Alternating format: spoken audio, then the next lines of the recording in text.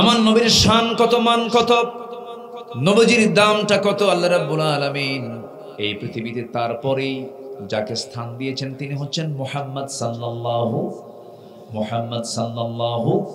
আলাইহি ওয়াসাল্লাম। আমার আল্লাহর পরিচয় যদি আমরা কেউ বলতে চাই, প্রথম আয়াতেই চলে আসে আলহামদুলিল্লাহি রাব্বিল আলামিন। আর আমার নবীর পরিচয় হলো ওয়ামা আরসালনাকা ইল্লা রাহমাতাল লিল আলামিন। জোরে বলুন আল্লাহু আকবার। আমার নবীর সম্মান কত, মর্যাদা কত। নবীজি আকাশের চাঁদের দিকে তাকায়া শুধু নখটা উঁচু করেছেন, নবীর নখের ইশারায় আকাশের চাঁদ দ্বিখণ্ডন হয়ে গেছে। যেরকম সুবহানাল্লাহ। আবু তালেব এই সমস্ত দৃশ্যগুলো দেখেছে। আবু তালেব এই দৃশ্যগুলো দেখার পরেও ইসলাম কবুল করতে তিনি পারেন নাই। শুধু এই দৃশ্যই দেখেন নাই, সিরাত গ্রন্থে আসছে নবীর যখন জন্ম হলো, রবিউল আউয়াল মাসে তার জন্ম হলো। তিনি জন্ম নিলেন, মাত্র 3 দিনের শিশু, 3টা দিন বয়স কেবল হয়েছে। আবু তালেব রাসূলের সামনে একদিন দাঁড়িয়ে বলতেছেন, ও মুহাম্মদ, আমি তোমার সামনে কিছু কথা বলতে চাই। কথাগুলো কতটুকু সত্য আমি জানি না, তুমি আমাকে একটু বলে দাও তো, তুমি তো আল্লাহর নবী। চাচা আপনি বলেন।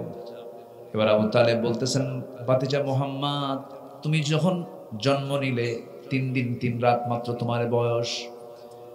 আমি তোমাকে দেখতে গেলাম, তোমাদের বাড়িতে ঢুকলাম। বাড়িতে ঢোকার সঙ্গে সঙ্গে দেখি তুমি একা শুয়ে আছো, তোমার পাশে কেউ নাই। চাঁদনি আকাশের নিচে তোমার মা তোমাকে শুইয়ে রেখেছে। তোমার মার দিকে তাকায় দেখি ডুকরে ডুকরে কাঁদতেছে, তার চোখে পানি। বারবার সে কান্নায় ভেঙ্গে পড়ছে, হাই হুতাশ করছে, কান্নাকাটি করছে। কিন্তু তোমার পাশে সে বসে না, তোমাকে সময়ও দেয় না। সেই সময় তুমি একাকী চাঁদনি আকাশের নিচে তুমি শুয়ে আছো, হাত পা নড়াচড়া করছো। আমার নবীজি বলেন, চাচা এরপরে কি দেখলেন বলেন। এরপরে আবু তালেব বলছেন, ভাতিজা মুহাম্মদ, আমি এই সময় দেখতে পেলাম তোমার পাশে কেউ নাই, তোমার মা তোমাকে সময় দেয় না। সেই সময় লক্ষ্য করে দেখি আকাশের সেই চাঁদটা, তুমি যখন তোমার ডান হাত বাম দিকে নিয়ে যাও, আকাশের চাঁদটা বাম দিকে চলে যায়। তোমার বাম হাত যখন ডান দিকে নিয়ে যাও, চাঁদটা বাম দিকে চলে যায়, ডান দিকে চলে যায়। আবার যখন তোমার দুটো হাত নিয়ে যখন নিচের দিকে, হাত দুটো নিচের দিকে নিয়ে আসো, তোমার হাতের সঙ্গে ইশারা করে করে আকাশের চাঁদটা তোমার কাছাকাছি চলে আসে। তোমার হাতের ইশারায় চাঁদ ডান দিকে যায়, বাম দিকে যায়, নিচের দিকে নেমে আসে। আমি কি এটা ভুল দেখেছি না সঠিক দেখেছি বলো তো ভাতিজা মুহাম্মদ? আমার নবীজি কাঁদা কাঁদা কণ্ঠে বলছেন, চাচা, জন্মের পূর্বে বাপকে হারাইছি। আমার মা আমাকে যখন প্রসব করলেন, সন্তানটা কোলে নিয়ে মনে মনে চিন্তা করে, না হারে, সন্তান তো দুনিয়াতে আসলো, এই সন্তানকে যার কোলে আমি তুলে দেব, সেই স্বামীটি দুনিয়াতে বেঁচে নাই। স্বামীর কথা তার বারবার মনে হচ্ছিল, স্বামীর কথা মনে হচ্ছিল বারবার। আমার মা আমাকে কোলে নেন, স্বামীর কথা বারবার মনে পড়ে যায়। এই জন্য আমাকে নিতে পারেন না, আমাকে সঙ্গ দিতে পারেন না, তার কষ্টের পরিমাণটা বেড়ে যায়। ওই সময় আমার মা আমাকে দূরে দূরে রাখেন বলে আমার শূন্যতা দূর করার জন্য আল্লাহ রাব্বুল আলামিন কয়েকটা রাত আকাশের চাঁদ আমার জন্য খেলনা বানায়া দিয়েছিলেন। জোরে বলি সুবহানাল্লাহ। দিনের আলোতে রাসূল যখন চলতেন, এক খণ্ড মেঘ আকাশের, সূর্যের নিচে এক খণ্ড মেঘ আল্লাহ পাক দিয়ে রাখতেন, যেন বিশ্বনবীর যেন গায়ে কোনো গরম তাপ যেন না লাগে। সেই নবীর সম্মান, সেই নবীর মর্যাদা আল্লাহ রাব্বুল আলামিন এত দিয়েছেন। সেই রাসূলকে আমার দেশে রুটিন ওয়ার্কের মতো আমার দেশে কিছু কুলাঙ্গাররা বিভিন্ন বাজে মন্তব্য করে, বাজে কথা বলে। আমি তো মনে করি সামনের দিন যা আসতেছে, যত আইন পাশ হবে, এর মধ্যে 1 নম্বর আইন পাশ হওয়া উচিত সংখ্যাগরিষ্ঠ মুসলিম দেশ হিসাবে। সবার আগে এই আইনটা পাশ করা উচিত, সাথে রাসূল যারা, রাসূলকে যারা গালি দেবে, আল্লাহর বিরুদ্ধে যারা কথা বলবে, এরা হবে এই দেশের সবচেয়ে বড় আসামি। ঠিক কি না? এই সমস্ত ফান্ডামেন্টাল আইনগুলো আগে পাশ হওয়া উচিত। আমার দেশের চাপিয়ে দেওয়া একজন নেতা, যাকে জাতির পিতা না বললে অবস্থা খারাপ হয়ে যেত। কি জানেন না আপনারা? জানেন না এগুলো?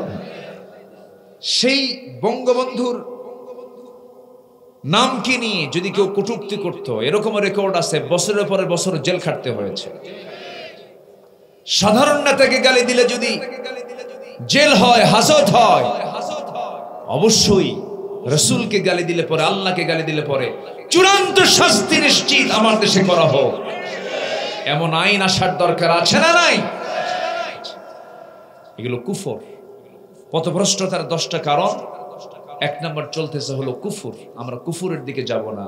আমরা দুনিয়ার কোন আইনকে মানবো না। আইন মানবো কার? আসতে বলবেন, আইন মানবো কার? এক জায়গায় না সব জায়গায়? এক জায়গায় না সব জায়গায়? সব জায়গায়। আমার নবীর প্রসঙ্গ যখন চলে আসলো, রাসূলকে মহব্বত করতে হবে এবং আনুগত্য করতে হবে। রাসূলের প্রতি আমাদের আনুগত্য থাকতে হবে, আবার কি থাকতে হবে? মহব্বত থাকতে হবে। এখন প্রশ্ন করি আমি, বলুন তো, আনুগত্য আগে না মহব্বত আগে? অনেকে চুপচাপ আছেন, হুজুর আপনি কম বলেন, আনুগত্য আগে, ইত্তেবা আগে, আনুগত্য আগে না মহব্বত আগে? এই মনির ভাই জান কই? কোথায়? কোনো যাওয়া নাই তো, বসে যাচ্ছেন নাকি আপনারা? মঞ্চ থেকে তো যাওয়া যাবে না। মঞ্চ থেকে একজন গেলে ওটা আবার ফলো করবে যে উনি যখন গেল আমিও যাই। এই জন্য আমি মঞ্চে বসলে যারা বসে আমি তাদেরকে উঠতে দেই না, একটু বসে। আমি খুব বেশি সময় নেব না, আর একটু সময় আমি চেয়ে নিচ্ছি, একটু থাকেন। আমি একটা ধারণা দিয়ে পথভ্রষ্টতার কারণগুলো কি কি এটা বললেই আমাদের জন্য লাইন ক্লিয়ার হয়ে যাবে, তাই না? লাইন ক্লিয়ার হবে না? লাইন ক্লিয়ার হয়ে যাবে। এতক্ষণ কিন্তু একটা বিষয় স্পষ্ট হলো যে আমরা দল করবই, সেই দল হতে হবে অনিসলামী দল না ইসলামী দল? বলেন বলেন বলেন বলেন। যে বলে আমি কোনো দল করি না, ওটা মানুষই না। যে বলে আমি নিরপেক্ষ, হলো হিজরা। হিজরা আছে না? এরকম কিছু লোক আছে না নাই? যে বলে আমি নিরপেক্ষ, যে সবচাইতে বড় শয়তান ওটা। নিরপেক্ষের জন্য জান্নাত নাই, পক্ষ একটা নিতে হবে, সেটা হচ্ছে শয়তানের পক্ষ না আল্লাহর পক্ষ? আল্লাহর পক্ষ নিতে হবে। এটা ক্লিয়ার হবে। আল হালালু বাইয়িন ওয়াল হারামু বাইয়িন। হক স্পষ্ট, বাতিল স্পষ্ট। হালাল হারাম দুটো স্পষ্ট করে দিয়েছেন তিনি কে? দুনিয়ার কিছু পার্থিব প্রাপ্তির জন্য আপনি বলবেন, ভাই আমি কিছু বুঝি না, ভাই আমি কোনো দলই করি না, ওই লোকের মতো মারামারি লাগছে দললিন আর জল্লিন গ্রুপ, দুই দিকে দুই লাঠি, মাঝখানে সলিমুদ্দিন গলির মাঝখানে পড়ে গেছে। ওদিক থেকে দললিনের লাঠি, এদিকে জল্লিনের লাঠি, দুই লাঠি যখন মাথার উপরে পড়ছে, এই তুই কি দললিন না জল্লিন? ভাই আমি দললিন জল্লিন, আমি নামাজই পড়ি না। না, আমাকে একটা পক্ষ ধরতেই হবে। সেই পক্ষ হবে কার পক্ষ? সেই দল হবে কার দল? আল্লাহর দল নিয়ে আল্লাহ বলছেন, দেখেন কি বলেন। আল্লাহ রাব্বুল আলামিন বলেন, وَمَن يَتَوَلَّ اللَّهَ وَرَسُولَهُ وَالَّذِينَ آمَنُوا فَإِنَّ حِزْبَ اللَّهِ هُمُ الْغَالِبُونَ। যারা আল্লাহর দল করবে, আল্লাহর দলই বিজয়ী হয়ে যাবে, কারণ আল্লাহর দল কখনো পরাজিত হতে পারেই না, কখনোই না। বদর যুদ্ধে বিজয় দিয়েছেন তিনি আমার কে? আসতে বলুন না, তিনি আমার কে? মক্কা বিজয় দিয়েছেন তিনি আমার কে? সে আল্লাহ আছেন না নাই? অবশ্যই বিজয় কার হাতে? আসতে বলবেন না, কার হাতে? চেষ্টা করব আমরা, সাহায্য করবেন কে? আমার দেশে যত আইন আছে সমস্ত আইনকে আমরা প্রত্যাখ্যান করে আমরা আইন চাবো কার? রাসূলকে আল্লাহ পাক দুনিয়াতে কেন পাঠালেন, কি জন্য পাঠালেন? কোরআনকে প্রশ্ন করুন, কোরআন জবাব দিচ্ছে একাধিক জায়গায়। এক জায়গায় বলতেছেন মহান রব্বুল আলামিন, হুয়াল্লাযী আরসালা রাসূলাহু বিল হুদা ওয়া দীনিল হাক্কি লিইয়ুযহিরাহু আলাদ দীনি কুল্লিহি ওয়া কাফা বিল্লাহি শাহীদা ওয়ালাউ কারিহাল মুশরিকুন। জোরে বলুন আল্লাহু আকবার। রাসূলকে এই দুনিয়াতে পাঠানোর উদ্দেশ্য হলো শুধু নামাজ নয়, শুধু রোজা নয়, শুধু হজ নাই, শুধু যাকাত নয়। রাসূলকে আল্লাহ পাক কেন পাঠিয়েছেন? পাঠানোর উদ্দেশ্য হলো এই দুনিয়াতে যত আইন আছে, দুনিয়াতে যত বিধান আছে, সমস্ত বিধানকে পরাজিত করে সেই বিধানগুলোর উপরে কার বিধান বিজয়ী করা? কার আইন বিজয়ী করা? বলেন, কার আইন বিজয়ী করা? আমরা সুদ চাই না যাকাত চাই? বলেন বলেন। আমরা সমাজে দেখতে চাই সুদের চিত্র না যাকাতের চিত্র? আমরা কি সমাজে জেনা দেখতে চাই না বিয়া দেখতে চাই? বলেন, জেনা না বিয়া? অবৈধ না বৈধ? বৈধ দেখতে চাই। আমার বন্ধুগণ, জেনা আছে যেখানে, গজব আছে সেখানে, মদ আছে যেখানে, অসুস্থতা আছে সেখানে, সুদ আছে যেখানে, সেখানে গজব আছে সেই জায়গায় নিশ্চিত কোনো সন্দেহ নাই। এই জন্য এই সুদ থেকে, এই মদ থেকে, এই জেনা থেকে, এই সমস্ত অপকর্ম থেকে বাঁচার জন্য এই জমিনে দুনিয়ার সমস্ত আইনকে প্রত্যাখ্যান করে আইন প্রতিষ্ঠা করতে হবে কার? আমার নবীজির উপরে যখন এই দায়িত্ব দেওয়া হলো, নবীকে আল্লাহ রাব্বুল আলামিন এই দায়িত্ব দিয়ে দুনিয়াতে পাঠালেন। নবীজি মক্কার মাটিতে আসলেন। 40 বছর পর্যন্ত তার বিরুদ্ধে কোনো মানুষের কোনো ক্লেম নাই, বরং রাসূলকে আল আমিন বলা হলো, as-সাদিক বলা হলো, সত্যবাদী বলা হলো। সবাই তার প্রশংসায় পঞ্চমুখ।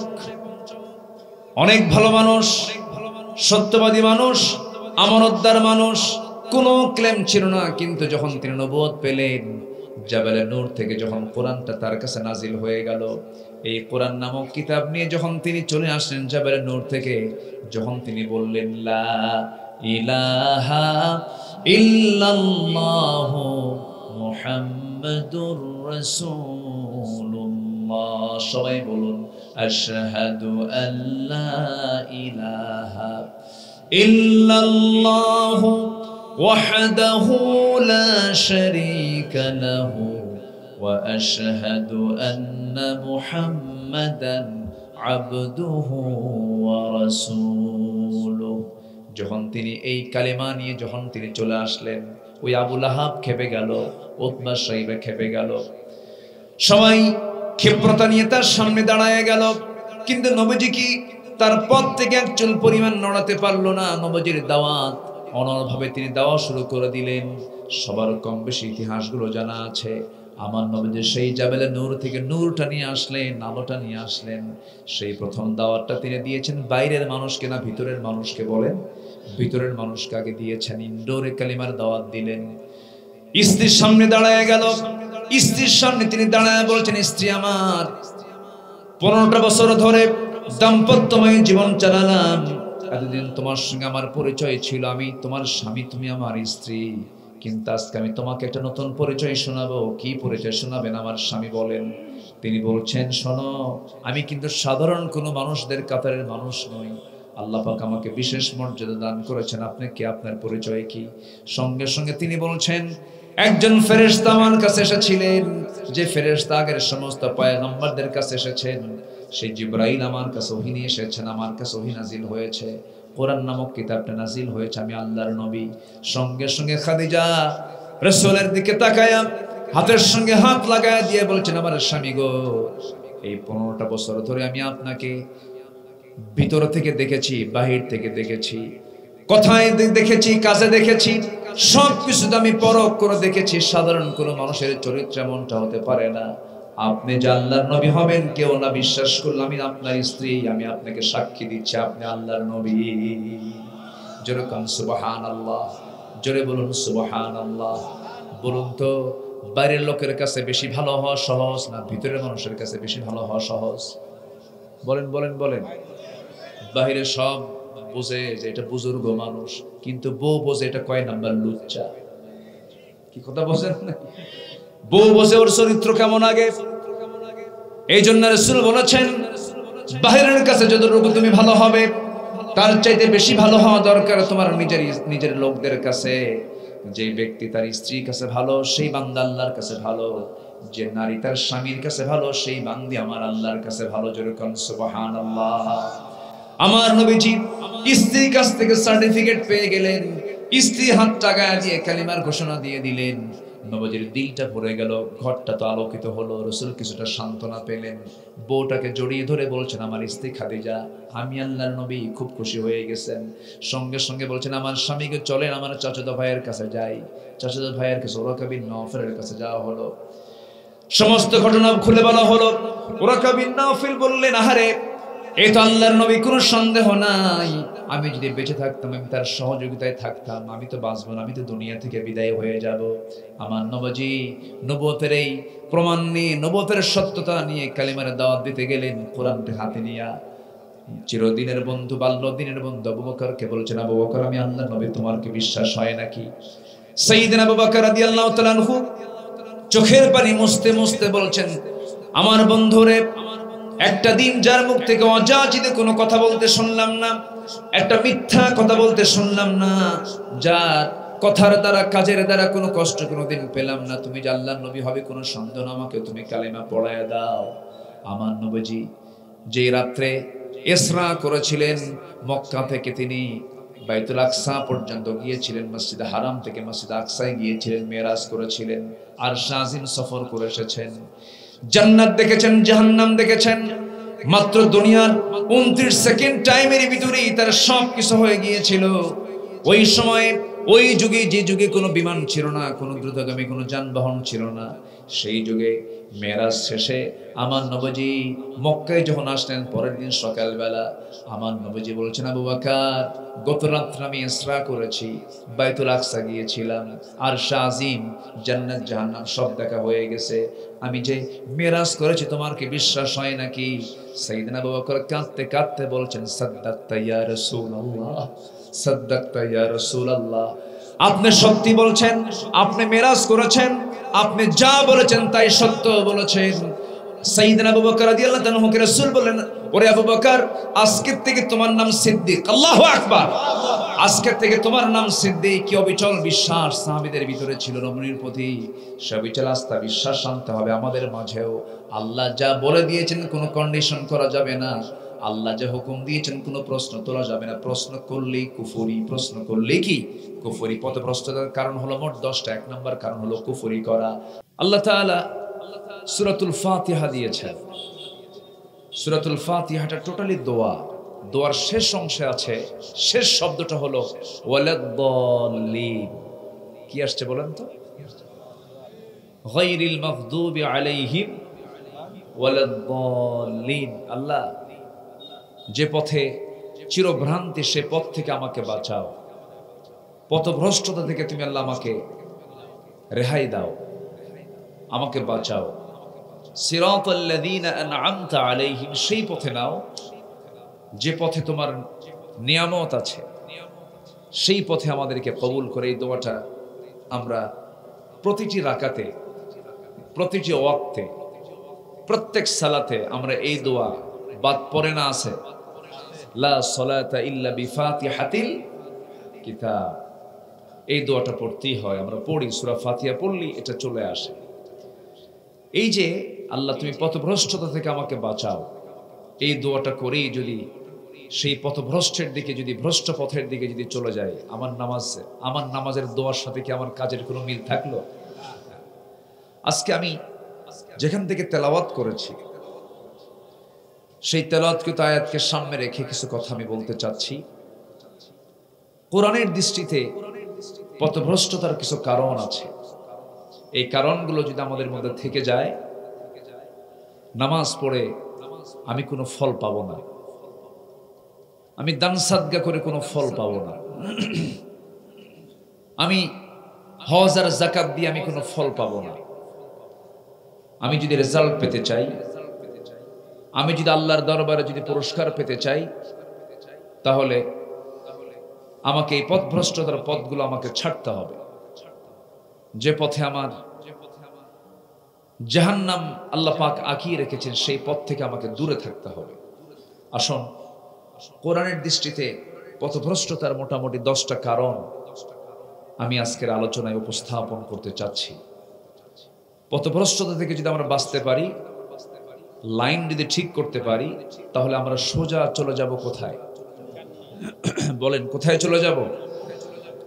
জান্নাতের পথ কি আঁকা বাঁকা না সরল? জান্নাতের পথ কি আঁকা বাঁকা না সোজা? সোজা। আর জাহান্নামের পথ আঁকা বাঁকা। শয়তান সোজা পথেই বসে থাকে, সরল পথেই বসে থাকে আমাকে বাঁকা পথে ডাইভার্ট করার জন্য। সরল রেখা কাকে বলে? দুই বিন্দু সোজা টান দিলে পরে যে একটা রেখা হয়, এটাই হলো কি সরল রেখা। ঠিক মাঝখানে শয়তান বসে থাকে। শয়তান আঁকা বাঁকা পথে কিন্তু থাকে না, এটাকে মিসগাইড করার জন্য বারবার সে চেষ্টা চালাতে থাকে। শয়তানের চেষ্টা কি দুর্বল? হ্যাঁ, দুর্বল। আল্লাহ বলে ইন্না কাইদাশ শাইতানি কানা দাঈফা। কিন্তু শয়তান কিন্তু সে তার পূর্ণ চেষ্টাই করে। দেখেন সে কেমন করে আল্লাহকে বলতেছে। কোরআনে আল্লাহ রাব্বুল আলামিন শয়তানের কথাটাও তুলে ধরেছেন। শয়তান বলতেছে সুম্মা লাআতিয়ান্নাহুম মিন বাইনি আইদিহিম ওয়া মিন খালফিহিম ওয়া আন আইমানিহিম ওয়া আন শামাইলিহিম ওয়া লা তাজিদু আকসারুহুম শাকিরিন। তোমার বান্দাগুলোকে আমি ডান থেকে বাম থেকে সামনে থেকে পিছন থেকে সব দিক থেকে পাকড়াও করে ফেলবো। আল্লাহ বলছেন শয়তান তুই পারবি না, কারণ আমার যারা পছন্দের বান্দা তারা আমার কাছে আশ্রয় চেয়ে বলবে আউযু বিল্লাহি মিনাশ শাইতানির রাজিম। আমরা পানাহা চাই কার কাছে? আস্তে বলেন কার কাছে প্রার্থনা করি? আমরা বলেন আশ্রয় প্রার্থনা করছি আমরা আল্লাহর কাছে। শয়তান থেকে পানাহা চাই। শয়তানের কুমন্ত্রণা থেকে যখন কোনো বান্দা পানাহা চায় আল্লাহর কাছে, যখন প্রার্থনা করে আল্লাহ তাকে আশ্রয় দিয়ে দেন। আমার বন্ধুগণ, শয়তানের যত ফাঁদ আছে এর মধ্যে সবচেয়ে বড় ফাঁদ হলো পথভ্রষ্টতার এক নাম্বার কারণ হলো কুফরি করা। কি করা বলেন? কুফরি করা। যেরকম আল্লাহর আইনকে না মেনে দুনিয়ার আইনকে মানা। আমার দেশে এরকম দল তো নাই, হ্যাঁ বলেন আছে না নাই? এদেশে ধরেন 4টা বৃহৎ দল আছে, বলেই ফেলি, একটু খোলামেলাই বলি নাকি? কি বলার দরকার আছে কিনা বলেন? একটু খোলামেলাই বলি। কি দরকার? এটি স্পষ্ট কথা বলাই তো ভালো। ওই 16 বছরই বাদ দেই নাই, আর এখন আর বাদ দিয়ে করবো কি? বলা দরকার। 4টা বড় দল আছে। চাচা তো চলেই গেছে, চাচা তো নাই। হ্যাঁ, তার যে মুরিদরা আছে এরা আবার যারা পালাইছে ওদেরকে আবার টানতেছে। কি জানেন না? আপনারা জানেন না এগুলো? হ্যাঁ, টানাটানি করতেছে। এই দুইটা, আরো দুইটা আছে। এই মোট 4টা বৃহৎ দল আমার দেশে আছে। এই 4টে বৃহৎ দলের মধ্যে 3টি দল, যে দলের সাথে, যে দলের নামের সাথে ইসলাম শব্দ নেই, এবং তাদের দলটা ইসলামী দল নয়, তারা নিজেরাও স্বীকার করেন যে আমরা যে দলটা করি এটা কোনো ইসলামী দল না। এই 4টা দলের মধ্যে বৃহৎ একটা ইসলামী দল, একটা শুধু ইসলামী দল আছে। আছে না নাই বলেন তো? আচ্ছা। এবং এই দলটা এই দেশের এমন একটা লেভেলে আছে, এটাকে মাইনাস করে কেউ কোনো দল সুবিধাও করতে পারবেন না, সুবিধা করতে পারেনও না। নিকটবর্তী ইতিহাস আমরা যা দেখে আসছি। সম্মানিত ভাইয়েরা, একটু কান লাগাবেন, মনোযোগ দিয়ে কথাগুলো শুনবেন। এই কথাগুলো শুধু আপনি শুনছেন তা না, প্রযুক্তির কল্যাণে এই কথাগুলো কোটি কোটি মানুষের কাছে চলে যাচ্ছে। আমি জাতির সামনেই বলছি কথাগুলো। আমরা এই বৃহৎ যে 4টা দল আমরা এই দেশে দেখতে পাচ্ছি, 3টি দলই কিন্তু তারা বলে যে আমার দল ইসলামী দল না। কিন্তু আপনি কোরআনকে প্রশ্ন করুন, কোরআন তুমি বলো তো দল কি আমার করতে হবে? কোরআন মনে হয় বলে দেয় দল টল করার দরকার নাই। এরকম বলে নাকি বলেন তো? কি বলে? দল করো। বলেন কি কি কি বলে? কি বলে? দল করো। কি দল? অন ইসলামী না ইসলামী? বলেন অন ইসলামী না ইসলামী? ইসলামী। তাহলে যে তিনটা দল, বৃহৎ চারটি দলের মধ্যে যে তিনটা দল, তাদের নিজস্ব স্বীকৃতি, তাদের দলের স্বীকৃতি হচ্ছে আমাদের এই দল ইসলামী দল নয়। তাহলে আল্লাহ বলছেন দল করো, কি দল? যেমন কি দল বলেন? ইসলামী দল। রাগ করতেছেন নাকি আপনারা? ভাইজান, আমি দরদ নিয়ে কথাগুলো বলছি, একটু মাথায় নিতে হবে। শ্বাস বন্ধ হলেই কিন্তু সব শেষ। এবং কি বলে, একটা হাদিস আসছে, তুমি যখন ইদা আসবাহতা ফালা তানতাযিরিস ইদা আসবাহতা ফালা তানতাযিরিল মাসা, যখন সকাল পাবে সন্ধ্যার অপেক্ষা করবে না। ওয়া ইদা আমসাইতা ফালা তানতাযিরিস সাবাহ, যখন সন্ধ্যা পাবে সকালের অপেক্ষা করবে না, যখন তখন মালাকুল মউত চলে আসবে। আমি এইদিকে তাকিয়ে কিন্তু কথাগুলো বলছি, একটু কান প্লিজ, একটু মনোযোগ দিয়ে শুনবেন কথাটা।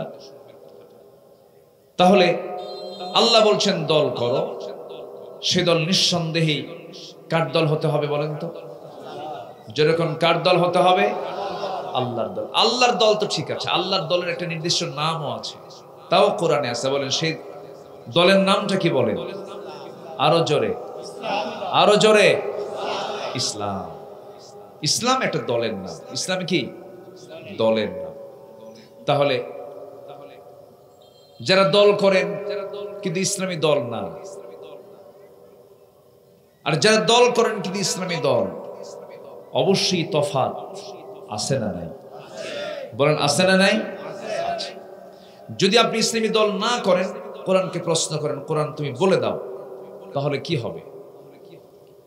আল্লাহ রাব্বুল আলামিন বলেন, وَمَن يَبْتَغِ غَيْرَ الْإِسْلَامِ دِينًا فَلَن يُقْبَلَ مِنْهُ وَهُوَ فِي الْآخِرَةِ مِنَ الْخَاسِرِينَ।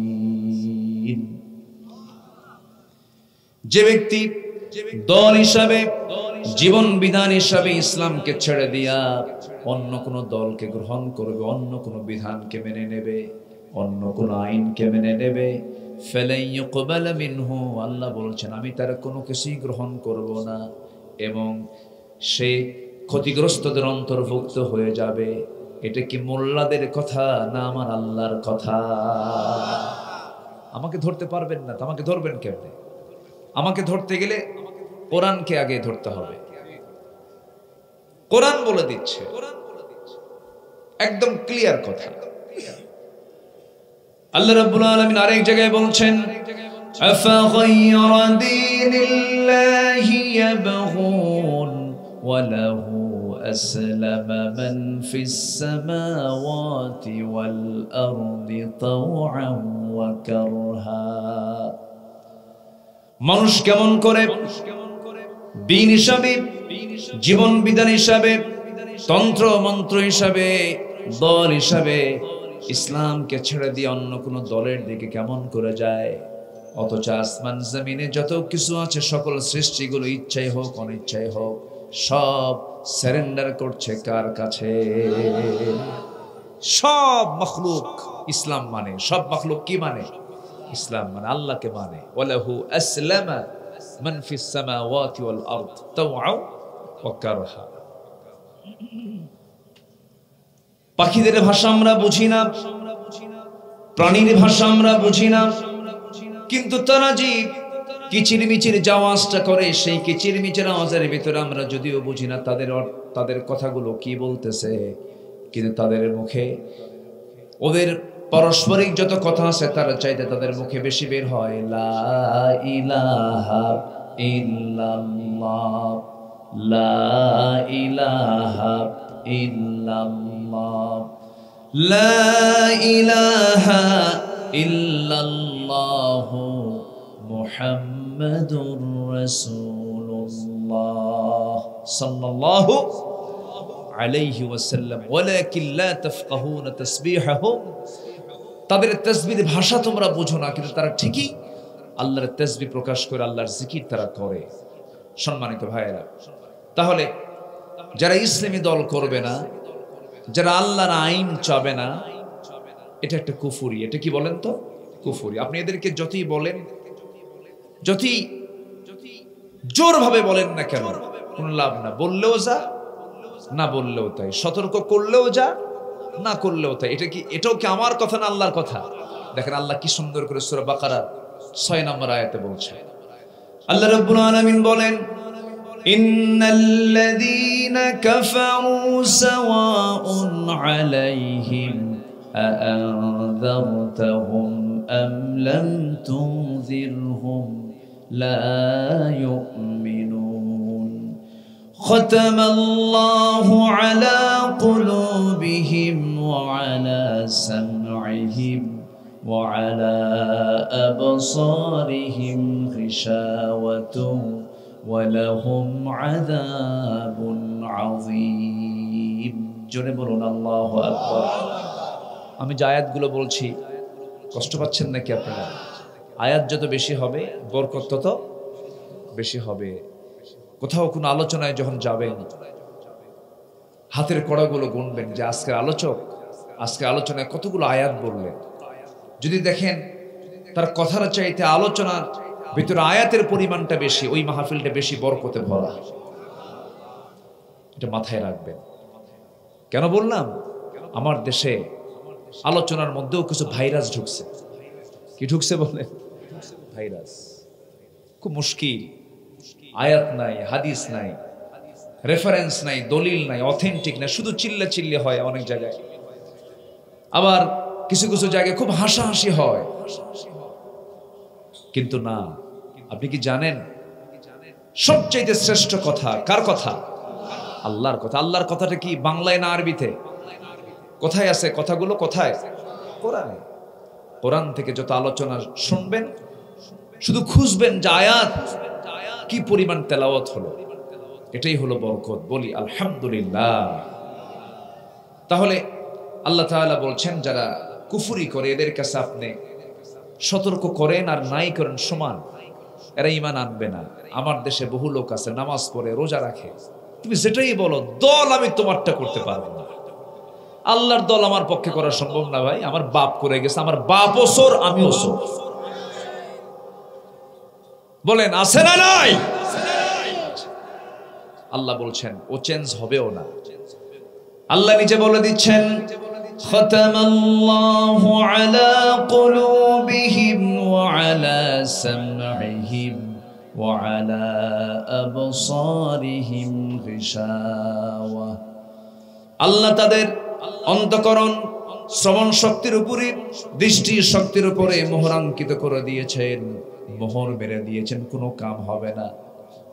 আমার বন্ধুগণ, কিন্তু শয়তান যদি আমাকে ওয়াসওয়াসা দেওয়ার জন্য হাজারো চেষ্টা চালায়, সে টিকতে পারে না যদি আল্লাহ তাকে পথভ্রষ্ট না করেন। হয়তো প্রশ্ন করতে পারেন, হুজুর আল্লাহ যেহেতু মোহর মেরে দেন, এখানে বান্দার কি হতে পারে? আল্লাহ তো সেই বান্দা কি মোহর মেরে দেন যে সতর্ক করলেও যা, না করলেও তাই, সে তো আল্লাহর মোহরটা পেয়ে যায়। কিন্তু যে বান্দা চেষ্টা করে, আমি ভালো হওয়ার জন্য চেষ্টা করে, সেই বান্দাকে আমার আল্লাহ পথ দেখায় দেন। যেরকম সুবহানাল্লাহ। আরেক জায়গায় বলছেন, ওয়াল্লাযীনা জাহাদু ফীনা লানাহদিয়ান্নাহুম সুবুলানা। যে ব্যক্তি আমার পথে আসার জন্য, যে বান্দা চেষ্টা করে, আমি তার জন্য একটা নয়, দুইটা নয়, অসংখ্য রাস্তা আমি তার জন্য আমি আল্লাহ খুলে দেই। জোরে বলি সুবহানাল্লাহ। এখানে বুঝতে ভুল করা যাবে না, একটু বোঝার চেষ্টা করতে হবে। যে ব্যক্তি আল্লাহর পথে আসতে চায়, আল্লাহ তার পথটাকে খুলে দেন। আর যে ব্যক্তি সতর্ক করলেও যা, না করলেও তা, সে ঈমান আনে না, তার এই জাহালাতকে, তার এই কুফরিটাকে আল্লাহ পাক খাতামাল্লাহু আলা কুলুবিহিম, তার অন্তঃকরণে আল্লাহ পাক মোহর মেরে দেন। সে আর ফিরে না। ওয়ালাহুম আযাবুন আযীম, তার জন্য রয়েছে সীমাহীন আযাব, মারাত্মক আযাবের ব্যবস্থা আছে তার জন্য। সম্মানিত ভাইয়েরা, হেদায়েতটা কার হাতে বলেন তো? আসতে বলবেন না, কার হাতে? এই জন্য আমরা হেদায়েত চাইবো কার কাছে? আল্লাহর কাছে হেদায়েত চাইবো। ব্যক্তি যদি হেদায়েতের মালিক হতো, আমার নবীর হাতে বায়াত নিয়ে ইসলাম কবুল করতে সবার আগে আবু তালেব। আবু তালেব কি মুসলিম না কাফের? বলেন মুসলিম না কাফের? নবীর কি কি চাচা বলেন? আপন চাচা।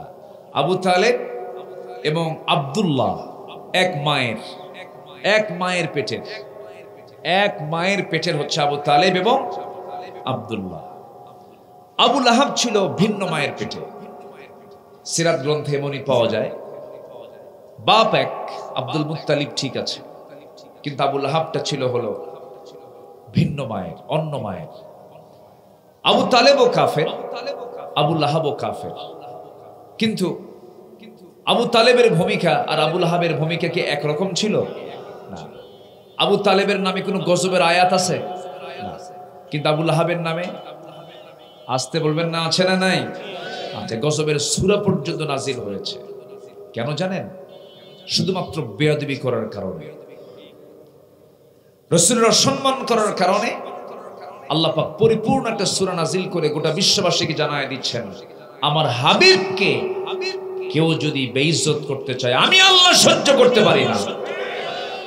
এটা বিশাল ব্যাপার। কিন্তু আজকেও দেখলাম একটা স্ট্যাটাসে, দেখলাম এদেশের একজন নাগরিক, দেশ থেকে নির্বাসিত একজন লেখিকা, বিতর্কিত লেখিকা, জাহান্নামের কীট তাসলিমা নাসরিন, সে একটা স্ট্যাটাসে লিখেছে,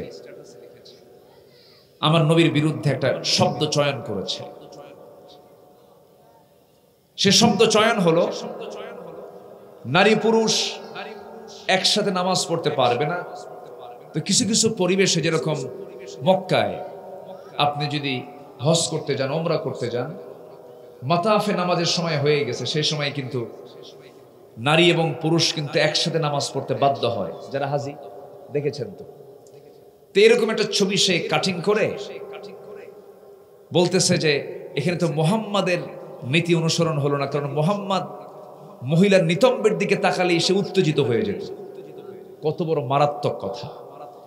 এই সমস্ত কথাগুলো এখনো আসে, আমাদের কানে চলে আসে। ইসলামিক গভর্নমেন্ট যদি থাকতো, ইন্টারপোলের মাধ্যমে এই সমস্ত বদমাইশদেরকে ধরে এনে ফাঁসির মঞ্চে ঝুলিয়ে মারা হতো। রাসূলকে মুহাব্বত আল্লাহ তাআলা কি পরিমাণ করেন, কি পরিমাণ মুহাব্বত!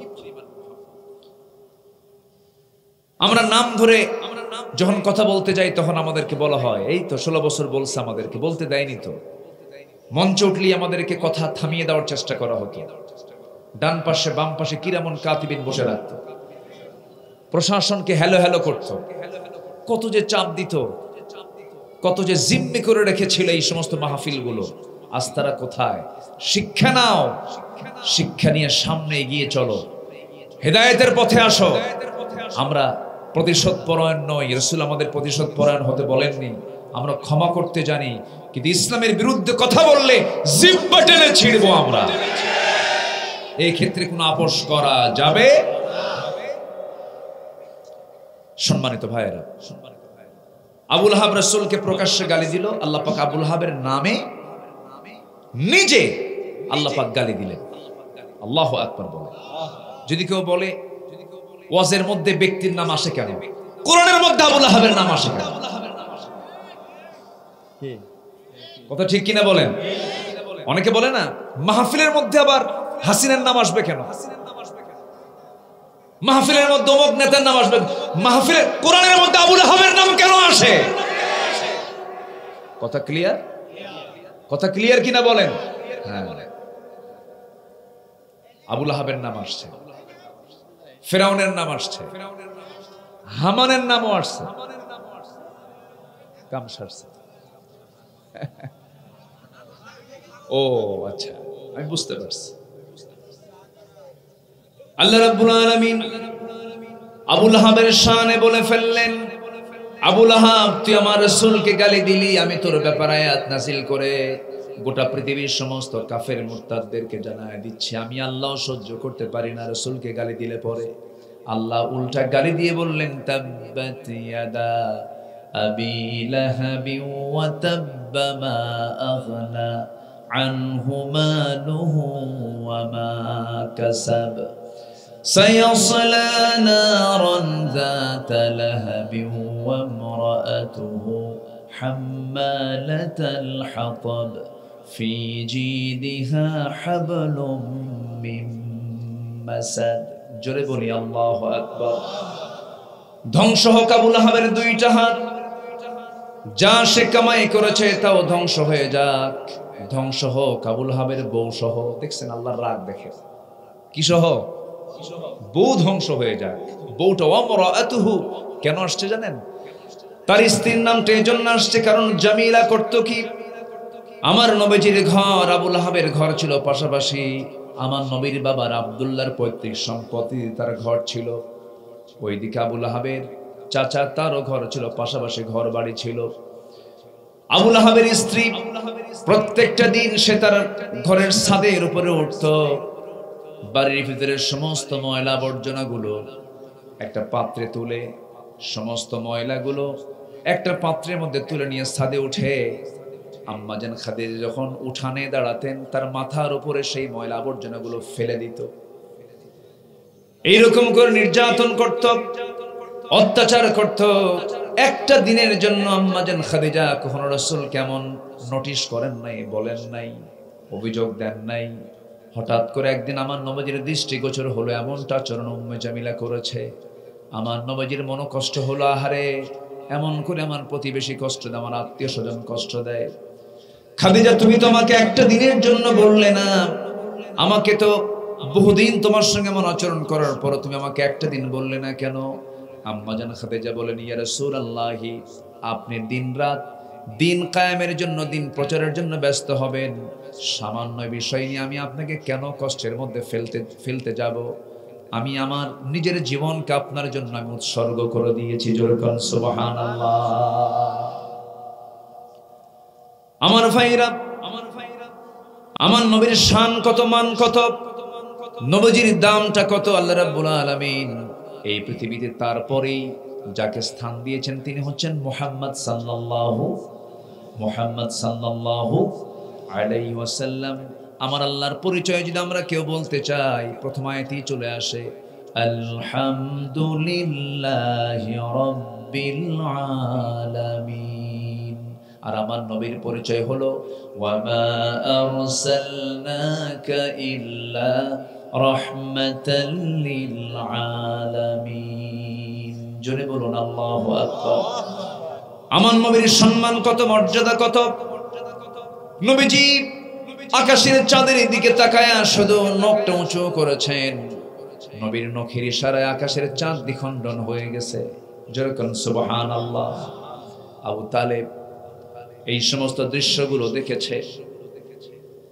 আবু তালেব এই দৃশ্যগুলো দেখার পরেও ইসলাম কবুল করতে তিনি পারেন নাই। শুধু এই দৃশ্যই দেখেন নাই, সিরাত গ্রন্থে আসছে নবীর যখন জন্ম হলো, রবিউল আউয়াল মাসে তার জন্ম হলো। তিনি জন্ম নিলেন, মাত্র 3 দিনের শিশু, 3টা দিন বয়স কেবল হয়েছে। আবু তালেব রাসূলের সামনে একদিন দাঁড়িয়ে দাঁড়িয়ে বলতেছেন, ও মুহাম্মদ আমি তোমার সামনে কিছু কথা বলতে চাই, কথাগুলো কতটুকু সত্য আমি জানি না, তুমি আমাকে একটু বলে দাও তো, তুমি তো আল্লাহর নবী। চাচা আপনি বলেন। এবার আবু তালেব বলতেছেন, ভাতিজা মুহাম্মদ তুমি যখন জন্ম নিলে 3 দিন 3 রাত মাত্র তোমার বয়স, আমি তোমাকে দেখতে গেলাম, তোমাদের বাড়িতে ঢুকলাম, বাড়িতে ঢোকার সঙ্গে সঙ্গে দেখি তুমি একা শুয়ে আছো, তোমার পাশে কেউ নাই, চাঁদনি আকাশের নিচে তোমার মা তোমাকে শুইয়ে রেখেছে। তোমার মার দিকে তাকায় দেখি ডুকরে ডুকরে কাঁদতেছে, তার চোখে পানি, বারবার সে কান্নায় ভেঙ্গে পড়ছে, হাই হুতাশ করছে, কান্নাকাটি করছে। কিন্তু তোমার পাশে সে বসে না, তোমাকে সময়ও দেয় না। সেই সময় তুমি একাকী চাঁদনি আকাশের নিচে তুমি শুয়ে আছো, হাত পা নড়াচড়া করছো। আমার নবীজি বলেন, চাচা এরপরে কি দেখলেন বলেন? এরপরে আবু তালেব বলছেন, ভাতিজা মুহাম্মদ আমি এই সময় দেখতে পেলাম তোমার পাশে কেউ নাই, তোমার মা তোমাকে সময় দেয় না। সেই সময় লক্ষ্য করে দেখি আকাশের সেই চাঁদটা, তুমি যখন তোমার ডান হাত বাম দিকে নিয়ে যাও, আকাশের চাঁদটা বাম দিকে চলে যায়। তোমার বাম হাত যখন ডান দিকে নিয়ে যাও, চাঁদটা বাম দিকে চলে যায়, ডান দিকে চলে যায়। আবার যখন তোমার দুটো হাত নিয়ে যখন নিচের দিকে, হাত দুটো নিচের দিকে নিয়ে আসো, তোমার হাতের সঙ্গে ইশারা করে করে আকাশের চাঁদটা তোমার কাছাকাছি চলে আসে। তোমার হাতের ইশারায় চাঁদ ডান দিকে যায়, বাম দিকে যায়, নিচের দিকে নেমে আসে। আমি কি এটা ভুল দেখেছি না সঠিক দেখেছি বলো তো ভাতিজা মুহাম্মদ? আমার নবীজি কাঁদা কাঁদা কণ্ঠে বলছেন, চাচা, জন্মের পূর্বে বাপকে হারাইছি। আমার মা আমাকে যখন প্রসব করলেন, সন্তানটা কোলে নিয়ে মনে মনে চিন্তা করে, না হারে, সন্তান তো দুনিয়াতে আসলে এই সন্তানকে যার কোলে আমি তুলে দেব, সেই স্বামীটি দুনিয়াতে বেঁচে নাই। স্বামীর কথা তার বারবার মনে হচ্ছিল, স্বামীর কথা মনে হচ্ছিল বারবার। আমার মা আমাকে কোলে নেন, স্বামীর কথা বারবার মনে পড়ে যায়। এই জন্য আমাকে নিতে পারেন না, আমাকে সঙ্গ দিতে পারেন না, তার কষ্টের পরিমাণটা বেড়ে যায়। ওই সময় আমার মা আমাকে দূরে দূরে রাখেন বলে আমার শূন্যতা দূর করার জন্য আল্লাহ রাব্বুল আলামিন কয়েকটা রাত আকাশের চাঁদ আমার জন্য খেলনা বানায়া দিয়েছিলেন। জোরে বলি সুবহানাল্লাহ। দিনের আলোতে রাসূল যখন চলতেন, এক খণ্ড মেঘ আকাশের, সূর্যের নিচে এক খণ্ড মেঘ আল্লাহ পাক দিয়ে রাখতেন, যেন বিশ্বনবীর যেন গায়ে কোনো গরম তাপ যেন না লাগে। সেই নবীর সম্মান, সেই নবীর মর্যাদা আল্লাহ রাব্বুল আলামিন এত দিয়েছেন। সেই রাসূলকে আমার দেশে রুটিন ওয়ার্কের মতো আমার দেশে কিছু কুলাঙ্গাররা বিভিন্ন বাজে মন্তব্য করে, বাজে কথা বলে। আমি তো মনে করি সামনের দিন যা আসতেছে, যত আইন পাশ হবে, এর মধ্যে এক নম্বর আইন পাশ হওয়া উচিত সংখ্যাগরিষ্ঠ মুসলিম দেশ হিসাবে সবার আগে এই আইনটা পাশ করা উচিত, শাতিমে রাসূল যারা, রাসূলকে যারা গালি দেবে, আল্লাহর বিরুদ্ধে যারা কথা বলবে, এরা হবে এই দেশের সবচাইতে বড় আসামি। ঠিক কি না? এই সমস্ত ফান্ডামেন্টাল আইনগুলো আগে পাশ হওয়া উচিত।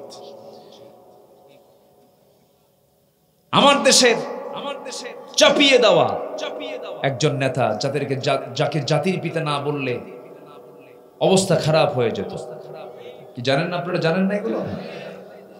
সেই বঙ্গবন্ধুর নামকে নিয়ে যদি কেউ কটূক্তি করত, এরকম রেকর্ড আছে, বছরের পরে বছর জেল খাটতে হয়েছে। সাধারণ নেতাকে গালি দিলে যদি জেল হয়, হাজত হয়, অবশ্যই রাসূলকে গালি দিলে পরে, আল্লাহকে গালি দিলে পরে চূড়ান্ত শাস্তি নিশ্চিত আমার দেশে করা হোক, এমন আইন আসার দরকার আছে না নাই? এগুলো কুফর, পথভ্রষ্টতার 10টা কারণ। এক নম্বর চলতেছে হলো কুফর। আমরা কুফরের দিকে যাব না, আমরা দুনিয়ার কোন আইনকে মানবো না। আইন মানবো কার? আসতে বলবেন, আইন মানবো কার? এক জায়গায় না সব জায়গায়? এক জায়গায় না সব জায়গায়? সব জায়গায়। আমার নবীর প্রসঙ্গ যখন চলে আসলো, রাসূলকে মহব্বত করতে হবে এবং আনুগত্য করতে হবে। রাসূলের প্রতি আমাদের আনুগত্য থাকতে হবে, আবার কি থাকতে হবে? মহব্বত থাকতে হবে। এখন প্রশ্ন করি আমি, বলুন তো, আনুগত্য আগে না মহব্বত আগে? অনেকে চুপচাপ আছেন, হুজুর আপনি কোন? বলেন, আনুগত্য আগে, ইত্তেবা আগে, আনুগত্য আগে না মহব্বত আগে? এই মনির ভাই, জান কই? কোথায়? কোনো যাওয়া নাই তো, বসে যাচ্ছেন নাকি আপনারা? মঞ্চ থেকে তো যাওয়া যাবে না। মঞ্চ থেকে একজন গেলে ওটা আবার ফলো করবে, যে উনি যখন গেল আমিও যাই। এই জন্য আমি মঞ্চে বসলে যারা বসে আমি তাদেরকে উঠতে দেই না, একটু বসে। আমি খুব বেশি সময় নেব না, আর একটু সময় আমি চেয়ে নিচ্ছি, একটু থাকেন। আমি একটা ধারণা দিয়ে পথভ্রষ্টতার কারণগুলো কি কি এটা বললেই আমাদের জন্য লাইন ক্লিয়ার হয়ে যাবে, তাই না? লাইন ক্লিয়ার হবে না? লাইন ক্লিয়ার হয়ে যাবে। এতক্ষণ কিন্তু একটা বিষয় স্পষ্ট হলো যে আমরা দল করবই, সেই দল হতে হবে অনিসলামী দল না ইসলামী দল? বলেন বলেন বলেন বলেন। যে বলে আমি কোনো দল করি না, ওটা মানুষই না। যে বলে আমি নিরপেক্ষ, হলো হিজরা। হিজরা আছে না? এরকম কিছু লোক আছে না নাই? যে বলে আমি নিরপেক্ষ, হচ্ছে সবচাইতে বড় শয়তান ওটা। নিরপেক্ষের জন্য জান্নাত নাই, পক্ষ একটা নিতে হবে, সেটা হচ্ছে শয়তানের পক্ষ না আল্লাহর পক্ষ। আল্লাহর পক্ষ নিতে হবে, এটা ক্লিয়ার হওয়া। আল হালালু বাইয়িন ওয়াল হারামু বাইয়িন, হক স্পষ্ট, বাতিল স্পষ্ট। হালাল হারাম দুটো স্পষ্ট করে দিয়েছেন তিনি কে? দুনিয়ার কিছু পার্থিব প্রাপ্তির জন্য আপনি বলবেন ভাই আমি কিছু বুঝি না ভাই, আমি কোনো দলই করি না, ওই লোকের মতো মারামারি লাগছে দললিন আর জল্লিন গ্রুপ, দুই দিকে দুই লাঠি, মাঝখানে সলিমুদ্দি গলির মাঝখানে পড়ে গেছে, ওদিক থেকে দললিনের লাঠি, এদিকে জল্লিনের লাঠি, দুই লাঠি যখন মাথার উপরে পড়ছে, এই তুই কি দললিন না জল্লিন? ভাই আমি দললিন জল্লিন, আমি নামাজই পড়ি না। না, আমাকে একটা পক্ষ ধরতেই হবে, সেই পক্ষ হবে কার পক্ষ? সেই দল হবে কার দল? আল্লাহর দল নিয়ে আল্লাহ বলছেন, দেখেন কি বলেন আল্লাহ রাব্বুল আলামিন বলেন, وَمَن يَتَوَلَّ اللَّهَ وَرَسُولَهُ وَالَّذِينَ آمَنُوا فَإِنَّ حِزْبَ اللَّهِ هُمُ الْغَالِبُونَ। যারা আল্লাহর দল করবে, আল্লাহর দলই বিজয়ী হয়ে যাবে, কারণ আল্লাহর দল কখনো পরাজিত হতে পারেই না, কখনোই না। বদর যুদ্ধে বিজয় দিয়েছেন তিনি আমার কে? আসতে বলুন না, তিনি আমার কে? মক্কা বিজয় দিয়েছেন তিনি আমার কে? সে আল্লাহ আছেন না নাই? অবশ্যই বিজয় কার হাতে? আসতে বলবেন না, কার হাতে? চেষ্টা করব আমরা, সাহায্য করবেন কে? আমার দেশে যত আইন আছে সমস্ত আইনকে আমরা প্রত্যাখ্যান করে আমরা আইন চাবো কার?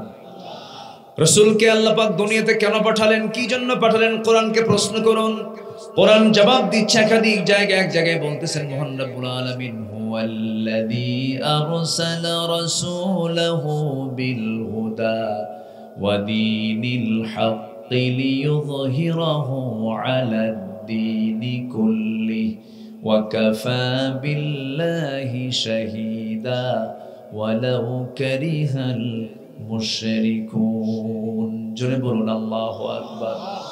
রাসূলকে এই দুনিয়াতে পাঠানোর উদ্দেশ্য হলো শুধু নামাজ নয়, শুধু রোজা নয়, শুধু হজ নয়, শুধু যাকাত নয়। রাসূলকে আল্লাহ পাক কেন পাঠিয়েছেন? পাঠানোর উদ্দেশ্য হলো এই দুনিয়াতে যত আইন আছে, দুনিয়াতে যত বিধান আছে, সমস্ত বিধানকে পরাজিত করে সেই বিধানগুলোর উপরে কার বিধান বিজয়ী করা? কার আইন বিজয়ী করা? বলেন, কার আইন বিজয়ী করা? আমরা সুদ চাই না যাকাত চাই? বলেন বলেন, আমরা সমাজে দেখতে চাই সুদের চিত্র না যাকাতের চিত্র? আমরা কি সমাজে জেনা দেখতে চাই না বিয়া দেখতে চাই? বলেন, জেনা না বিয়া? অবৈধ না বৈধ? বৈধ দেখতে চাই। আমার বন্ধুগণ, জেনা আছে যেখানে, গজব আছে সেখানে, মদ আছে যেখানে, অসুস্থতা আছে সেখানে, সুদ আছে যেখানে, সেখানে গজব আছে সেই জায়গায় নিশ্চিত কোনো সন্দেহ নাই।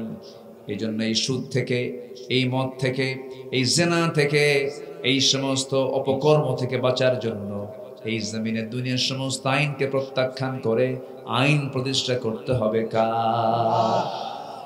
আমার নবীজির উপরে যখন এই দায়িত্ব দেওয়া হলো, নবীকে আল্লাহ রাব্বুল আলামিন এই দায়িত্ব দিয়ে দুনিয়াতে পাঠালেন।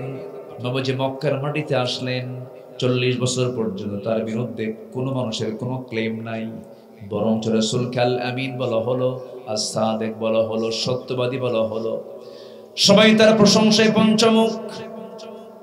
অনেক ভালো মানুষ, সত্যবাদী মানুষ, আমানতদার মানুষ, কোনো ক্লেম ছিল না। কিন্তু যখন তিনি নবুয়ত পেলেন, জাবালে নূর থেকে যখন কোরআনটা তার কাছে নাজিল হয়ে গেল, এই কোরআন নামক কিতাব নিয়ে যখন তিনি চলে আসলেন জাবালে নূর থেকে, যখন তিনি বললেন লা ইলাহা ইল্লাল্লাহু মুহাম্মাদুর রাসূলুল্লাহ, সবাই বলুন আশহাদু আল্লা ইলাহা ইল্লাল্লাহু ওয়াহদাহু লা শারীকা লাহু ওয়া আশহাদু আন্না মুহাম্মাদান আবদুহু ওয়া রাসূলুহু। যখন তিনি এই কালেমা নিয়ে যখন তিনি চলে আসলেন, ওই আবু লাহাব খেপে গেল, উতবা সাইবা খেপে গেল, সবাই ক্ষিপ্রতা নিয়ে তার সামনে দাঁড়ায় গেল। কিন্তু নবীজি কি তার পথ থেকে এক চুল পরিমাণ নড়াতে পারলো না। নবীজির দাওয়াত অনড়ভাবে তিনি দাওয়া শুরু করে দিলেন। সবার কম বেশি ইতিহাসগুলো জানা আছে। আমার নবী সেই জাবেলে নূর থেকে নূরটা নিয়ে আসলেন, আলোটা নিয়ে আসলেন। সেই প্রথম দাওয়াতটা তিনি দিয়েছেন বাইরের মানুষকে না ভিতরের মানুষকে বলেন? ভিতরের মানুষকে আগে দিয়েছেন, ইনডোরে কালিমার দাওয়াত দিলেন। স্ত্রীর সামনে দাঁড়ায় গেল, স্ত্রীর সামনে তিনি দাঁড়ায় বলছেন, স্ত্রী আমার, 15টা বছর ধরে দাম্পত্যময় জীবন চালালাম, এতদিন তোমার সঙ্গে আমার পরিচয় ছিল, আমি তোমার স্বামী, তুমি আমার স্ত্রী, কিন্তু আজকে আমি তোমাকে একটা নতুন পরিচয় শোনাবো। কি পরিচয় শোনাবেন আমার স্বামী? বলেন। তিনি বলছেন, শোনো, আমি কিন্তু সাধারণ কোনো মানুষদের কাতারের মানুষ নই, আল্লাহ পাক আমাকে বিশেষ মর্যাদা দান করেছেন। আপনি কে? আপনার পরিচয় কি? সঙ্গে সঙ্গে তিনি বলছেন, একজন ফেরেশতা আমার কাছে এসেছিলেন, যে ফেরেশতা আগের সমস্ত পয়গম্বরদের কাছে এসেছেন, সেই জিবরাইল আমার কাছে ওহী নিয়ে এসেছেন, আমার কাছে ওহী নাজিল হয়েছে, কোরআন নামক কিতাবটা নাজিল হয়েছে, আমি আল্লাহর নবী। সঙ্গে সঙ্গে খাদিজা রাসূলের দিকে তাকায়া হাতের সঙ্গে হাত লাগায় দিয়ে বলছেন, আমার স্বামী গো, এই 15টা বছর ধরে আমি আপনাকে ভিতর থেকে দেখেছি, বাহির থেকে দেখেছি, কথায় দেখেছি, কাজে দেখেছি, সবকিছুতে আমি পরখ করে দেখেছি। সাধারণ কোনো মানুষের চরিত্র এমনটা হতে পারে না। আপনি যে আল্লাহর নবী হবেন কেউ না বিশ্বাস করলে আমি আপনার স্ত্রী, আমি আপনাকে সাক্ষী দিচ্ছি আপনি আল্লাহর নবী। জোরে বলুন সুবহানাল্লাহ, জোরে বলুন সুবহানাল্লাহ। বলুন তো, বাইরের লোকের কাছে বেশি ভালো হওয়া সহজ না ভিতরের মানুষের কাছে বেশি ভালো হওয়া সহজ? বলেন বলেন বলেন। বাহিরে সব বোঝে যে এটা বুজুর্গ মানুষ, কিন্তু বউ বোঝে এটা কয় নাম্বার লুচ্চা। কি কথা বোঝেন না? বউ বোঝে ওর চরিত্র কেমন আগে। এই জন্য রাসূল বলেছেন, বাহিরের কাছে যতটুকু তুমি ভালো হবে তার চাইতে বেশি ভালো হওয়া দরকার তোমার নিজের লোকদের কাছে। যে ব্যক্তি তার স্ত্রীর কাছে ভালো, সেই বান্দা আল্লাহর কাছে ভালো। যে নারী তার স্বামীর কাছে ভালো, সেই বান্দি আমার আল্লাহর কাছে ভালো। যেরকম সুবহানাল্লাহ।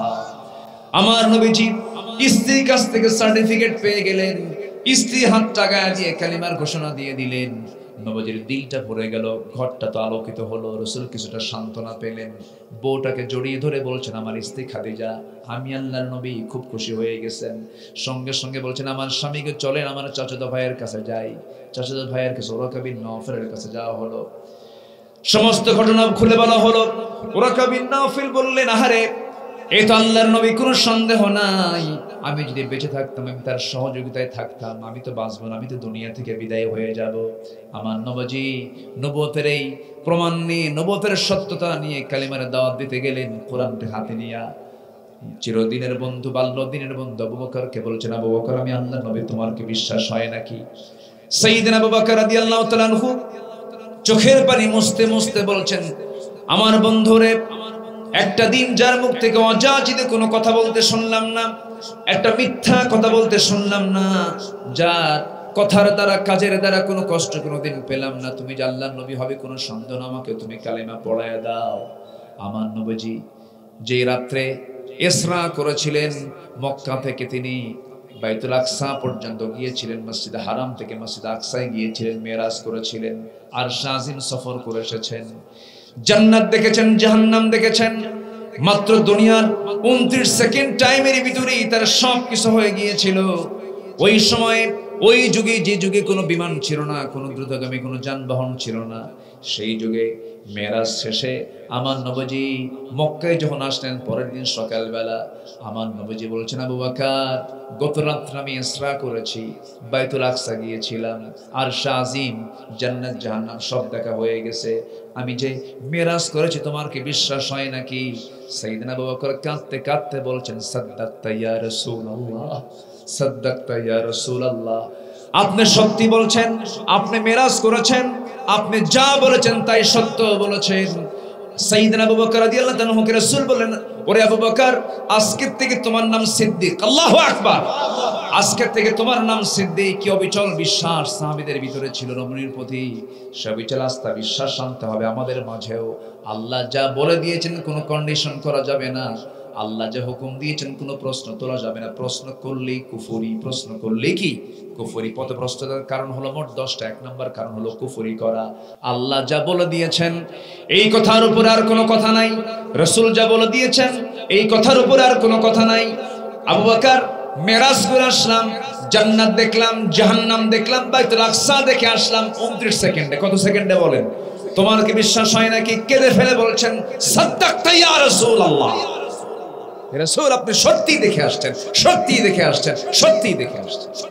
আল্লাহু আকবার বলেন। আবু জেহেল পাইছে এবার বড় একটা কারণ, নবুয়ত কেমনে মিথ্যা প্রমাণ করা যায়। মুহাম্মদ ছিল আধা পাগল, এখন হয়ে গেছে পুরো পাগল। কেন শুনছো তোমরা? সে নাকি গত রাত্রিতে বাইতুল হারাম থেকে বাইতুল আকসা, সেই প্যালেস্টাইনের ফিলিস্তিনের বাইতুল আকসায় নাকি সে ইসরা করে রাত্রি ভ্রমণ করে নাকি সে আসছে। এদিকে পাগল না মহাপাগল এরকম করে সে প্রচার করা শুরু করে দিল। সে পাগল হয়ে গেছে, এটা কেমন করে সম্ভব হয়? কিন্তু অসম্ভবকে সম্ভব করতে পারেন তিনি আমার কে। আসতে বলবেন না, তিনি আমার কে। যে মানবে সে ইমানদার, যে মানবে না সে হলো কি? বেঈমান না ঈমান? বলেন বেঈমান। এটাই হচ্ছে কুফরি। এটা কি বলেন তো? কুফরি। আল্লাহ তাআলা বলছেন যারা কুফরি করে তাদেরকে আপনি বলেন আর না বলেন কোনো কাম হবে না, কোনো কাম হবে না। একটা বিষয় চলে গেল, আরো আছে 9টা বিষয়। আমাকে সময় দিচ্ছেন তো নাকি? সময় দিচ্ছেন তো? আচ্ছা, নাম্বার 2 হলো শিরিক করা। কি করা বলেন? শিরিক করা। শিরকের বহু দিক আছে। শিরকুল আসগার আর শিরকুল আকবার। ছোট শিরিক আছে, বড় শিরিক আছে। শিরিক এমন একটা গুনাহ যে গুনাহটা পিঁপড়া হাঁটলে যেমন আওয়াজ কানে আসে না, শোনা যায় না, শিরিক এমন একটা গুনাহ বান্দা নিজে টেরও পায় না কখন আমার ভিতরে শিরিক চলে আসছে। কেমনে চলবো, কেমনে খাবো, কেমনে পড়বো, এর কথার মধ্যে কি আছে বলেন? বলেন কি আছে? আমাকে চালাবেন কে? আমাকে খাওয়াবেন কে? আমাকে খাওয়ান কে? বলেন তো, আমাকে আল্লাহ ডাইরেক্ট খাওয়ান না? অনেকে বলে আমি না খাইলে আল্লাহ কেমনে খাওয়ায়? আল্লাহ ডাইরেক্ট খাওয়ান। আমরা খাবার দুটা অঙ্গ দিয়ে আমরা গ্রহণ করি, একটা হচ্ছে মুখ দিয়ে আর একটা হচ্ছে নাক দিয়ে। নাকের খাবারটা কে খাওয়ান? সরাসরি কে খাওয়ান বলেন? যে বলে আল্লাহ খাওয়ান না, নাকটা চেপে ধরবেন। নাকটা কি করবেন?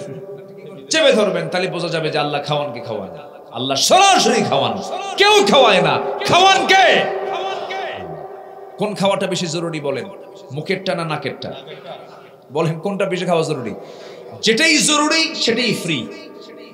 যেটাই জরুরি সেটাই কি ফ্রি।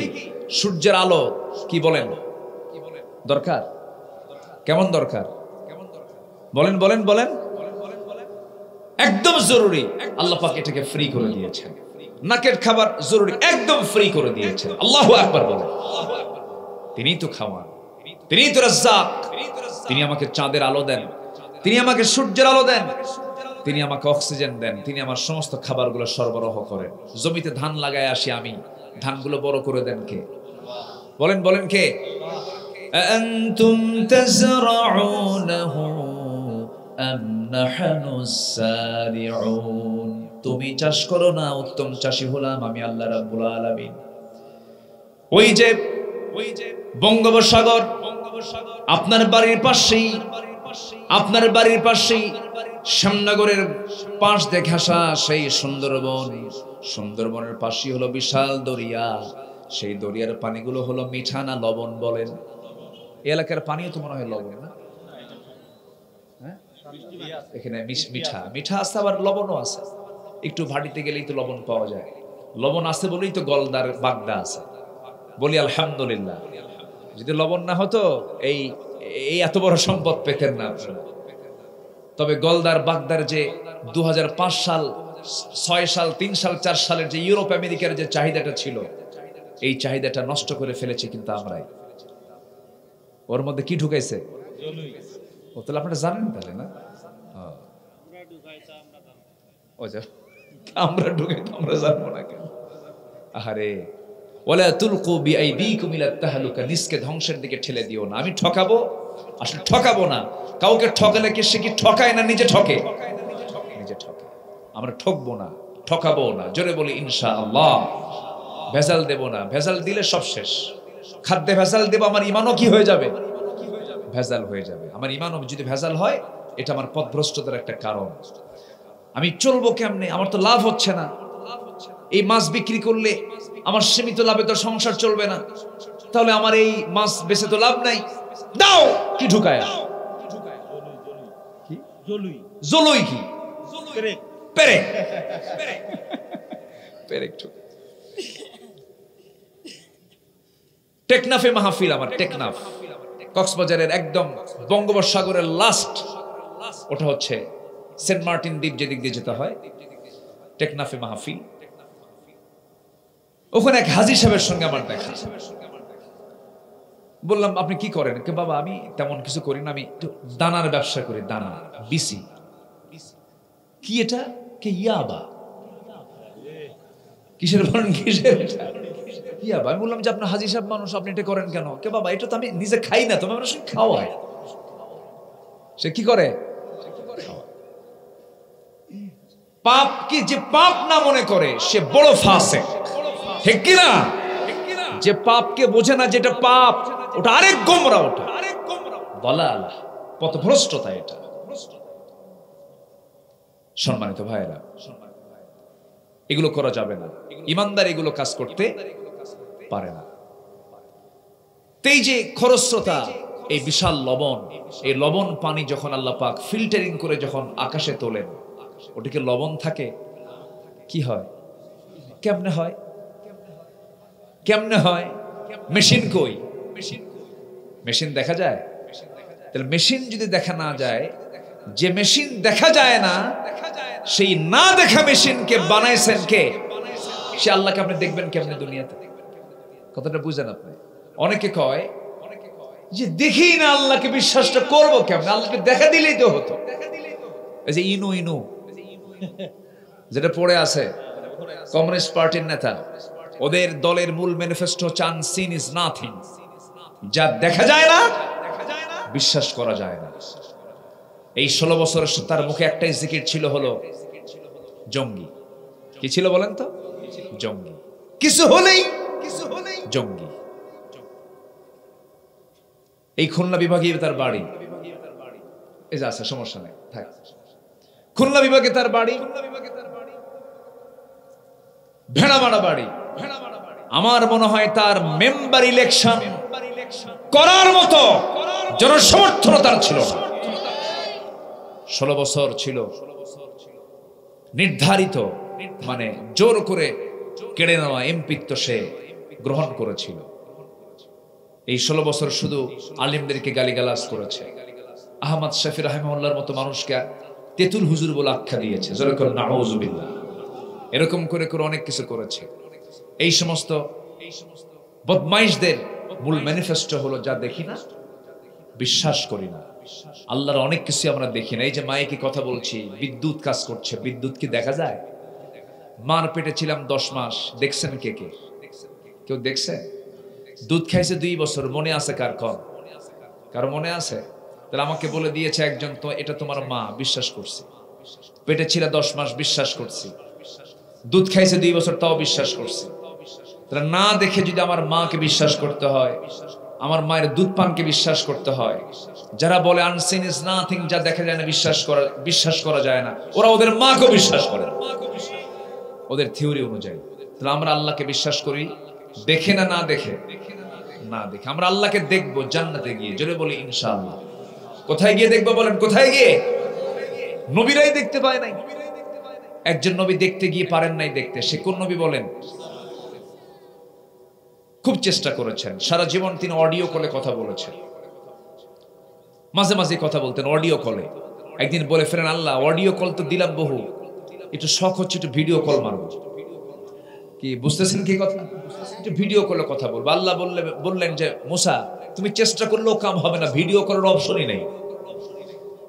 আল্লাহ আমি একটু চেষ্টা করে দেখি। উনি যা বলতেন তা করে ছাড়তেন। আল্লাহ বললেন ঠিক আছে, চেষ্টা যখন করবা তুর পাহাড়ে আসো।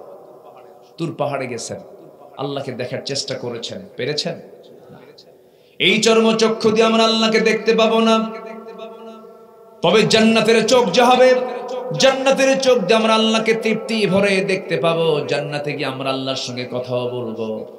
আল্লাহ বলছেন, বান্দারে তোর সঙ্গে সাক্ষাৎ আমার হবে জান্নাতে। নাম্বার 2 শর্ত হলো, শিরিক যে করবে সে পথভ্রষ্ট। আল্লাহ বলছেন, শিরিক মুক্ত হয়ে আমার কাছে আসো, আমি তোমার সঙ্গে সাক্ষাৎ করবো। জোরে কোন সুবহানাল্লাহ।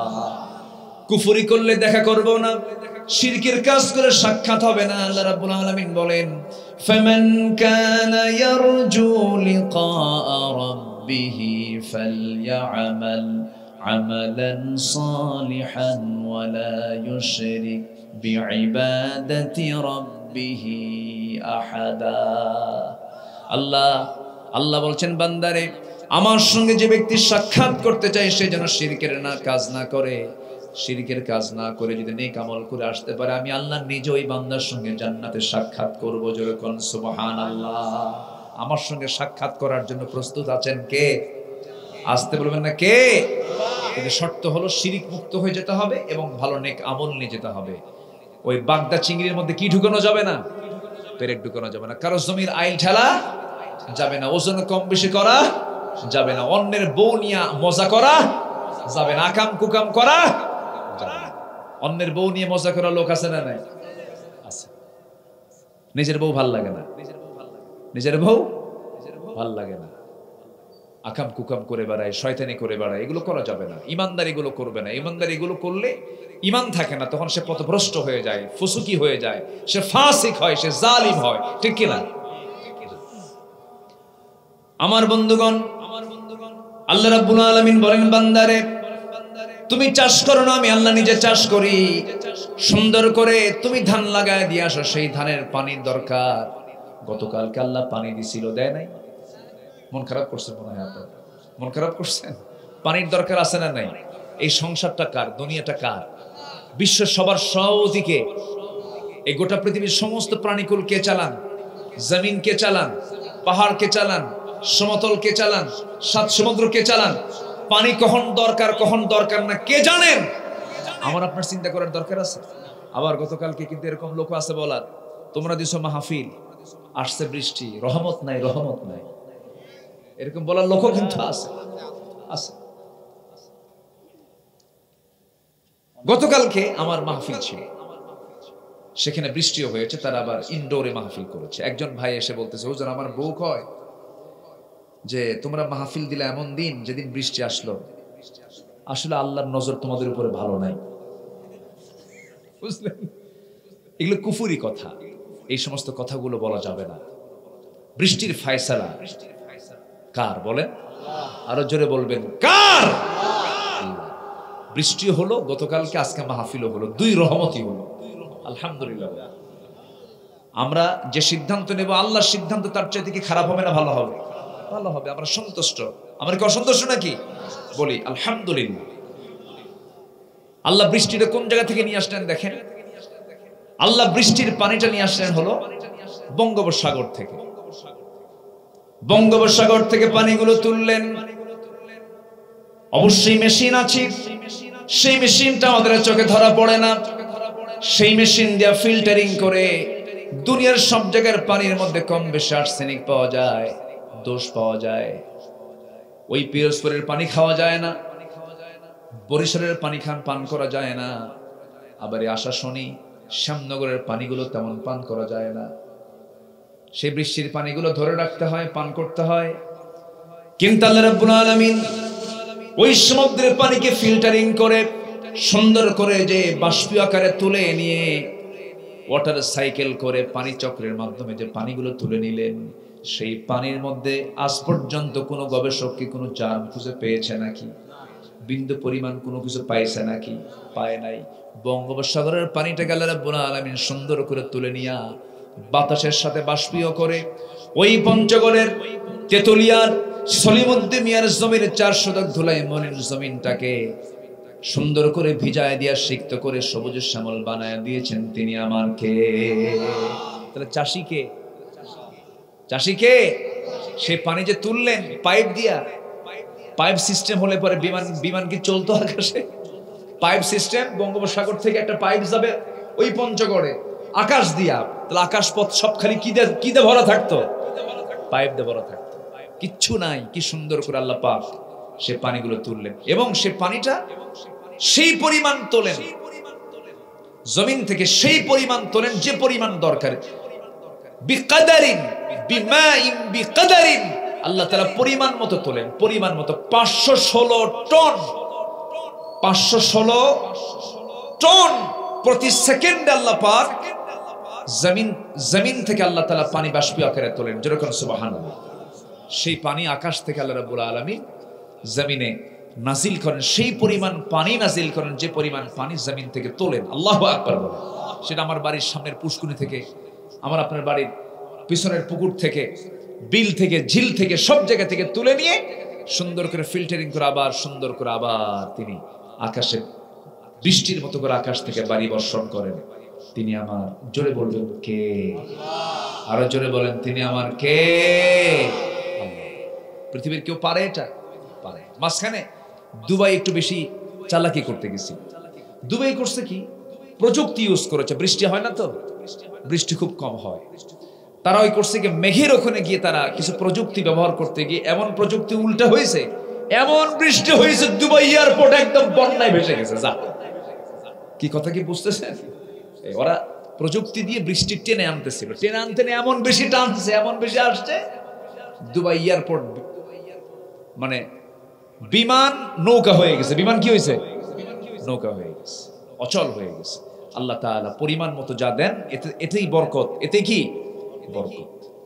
আমার বন্ধুগণ, তাহলে কোরআনের দৃষ্টিতে পথভ্রষ্টতার কারণ হলো 10টা। নাম্বার 1 হলো কুফরি করা, কুফরের দিকে যাওয়া যাবে না। নাম্বার 2 হলো শিরকের কাজ করা। নাম্বার 3 হলো দুনিয়ার প্রতি অত্যাধিক মোহ যাদের মধ্যে থাকবে, এটা পথভ্রষ্টতার কারণ হয়ে যায়। দেখেন, বিগত 16 বছর যারা ক্ষমতায় ছিল তারা কম খাইছে না বেশি খাইছে? বলেন, কম খাইছে না বেশি খাইছে? একটু কম করেই খাইছে বেশি। কিছু কিছু মশা আছে, দেখবেন মশা যখন পড়ে হুঁশ থাকে না, রক্ত পাওয়া মাত্র বেহুশের মতো খায়, আর উঠতে পারে না। ওর পাখার চাইতে, পাখা দিয়েছে উড়বে, সে ক্ষমতাই নেই, শীত হয়ে পড়ে, আর পারে না। আবার কিছু আছে স্মার্ট মশা, খুব চালাক। আগে সলিমুদ্দির দিকে তাকায়, মানে গতিবিধি দেখে ও কোন দিকে তাকায় আছে, আস্তে করে পড়ে, সুন্দর করে আগে এনেস্থেসিয়া করে। কি করে এনেস্থেসিয়া, অর্থাৎ মেডিকেলের ভাষা বললাম, এটা হচ্ছে অজ্ঞান করে। অজ্ঞান করে ওই চামড়াটা অজ্ঞান করে, যেন আমি হুল ফুটালে যেন সলিমুদ্দি না টের পায়। সুন্দর করে এনেস্থেসিয়া করে, এরপরে ধীরে ধীরে ধীরে ধীরে সে তার হুলটা ফুটায় দেয়, ভিতরে গভীরে চলে যায়, রক্তগুলোকে শোষণ করতেছে। পরিমাণ মতো নিয়ে খায়া চট করে উঠে যায়। বসলো কখন, উঠলো কখন, বোঝার কায়দা। এটা স্মার্ট মশা। কি মশা বলেন?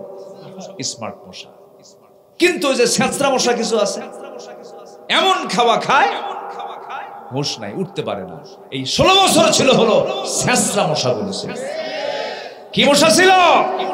ছ্যাঁচড়া মশা। আল্লাহ পাক, ইন্নাল্লাহা লা ইস্তাহি আন ইয়াদরিবা মাসালান মা বাউদাতান, আল্লাহ তাআলা মশার উদাহরণ দিয়েছেন কোরআনে কারীমের মধ্যে। যেরকম সুবহানাল্লাহ আছে না, বাউদাতান, মশার কথা বলেছেন।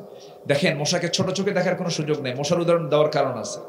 নাম্বার 1 হলো, দেখেন মশা পড়লো, এনেস্থেসিয়া করলো, দেখেন কত আল্লাহ তাআলা তার মধ্যে কতগুলো গুণ দিয়েছেন, তার বাঁচার জন্য সিকিউরিটি দিয়েছেন।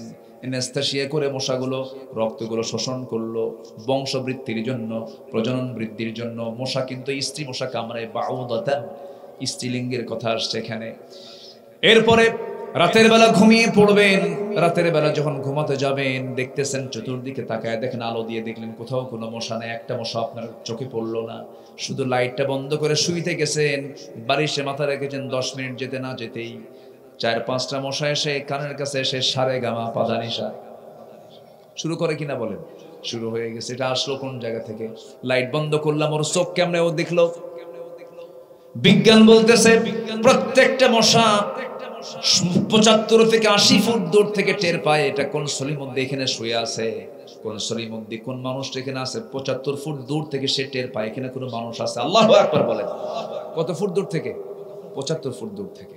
আবার আমার কানের কাছে, নাকের কাছে এসে যে ভন ভন ভন ভন যে আওয়াজটা হয়, এটা তার কণ্ঠের আওয়াজ না, এটা তার গলার আওয়াজ নয়, ভোকাল কর্ডের আওয়াজ নয়, এটা হচ্ছে তার 2 পাখার আওয়াজ। 2 পাখা দিয়ে সে উঠতে থাকে, নড়তে থাকে। বিজ্ঞান বলতেছে, প্রাণী বিজ্ঞান বলছে প্রত্যেকটা মশা তার হাতের যে পাখাগুলো ঝাপটান মারে, প্রতি সেকেন্ডে তার পরিমাণ হলো 400 থেকে 500 বার।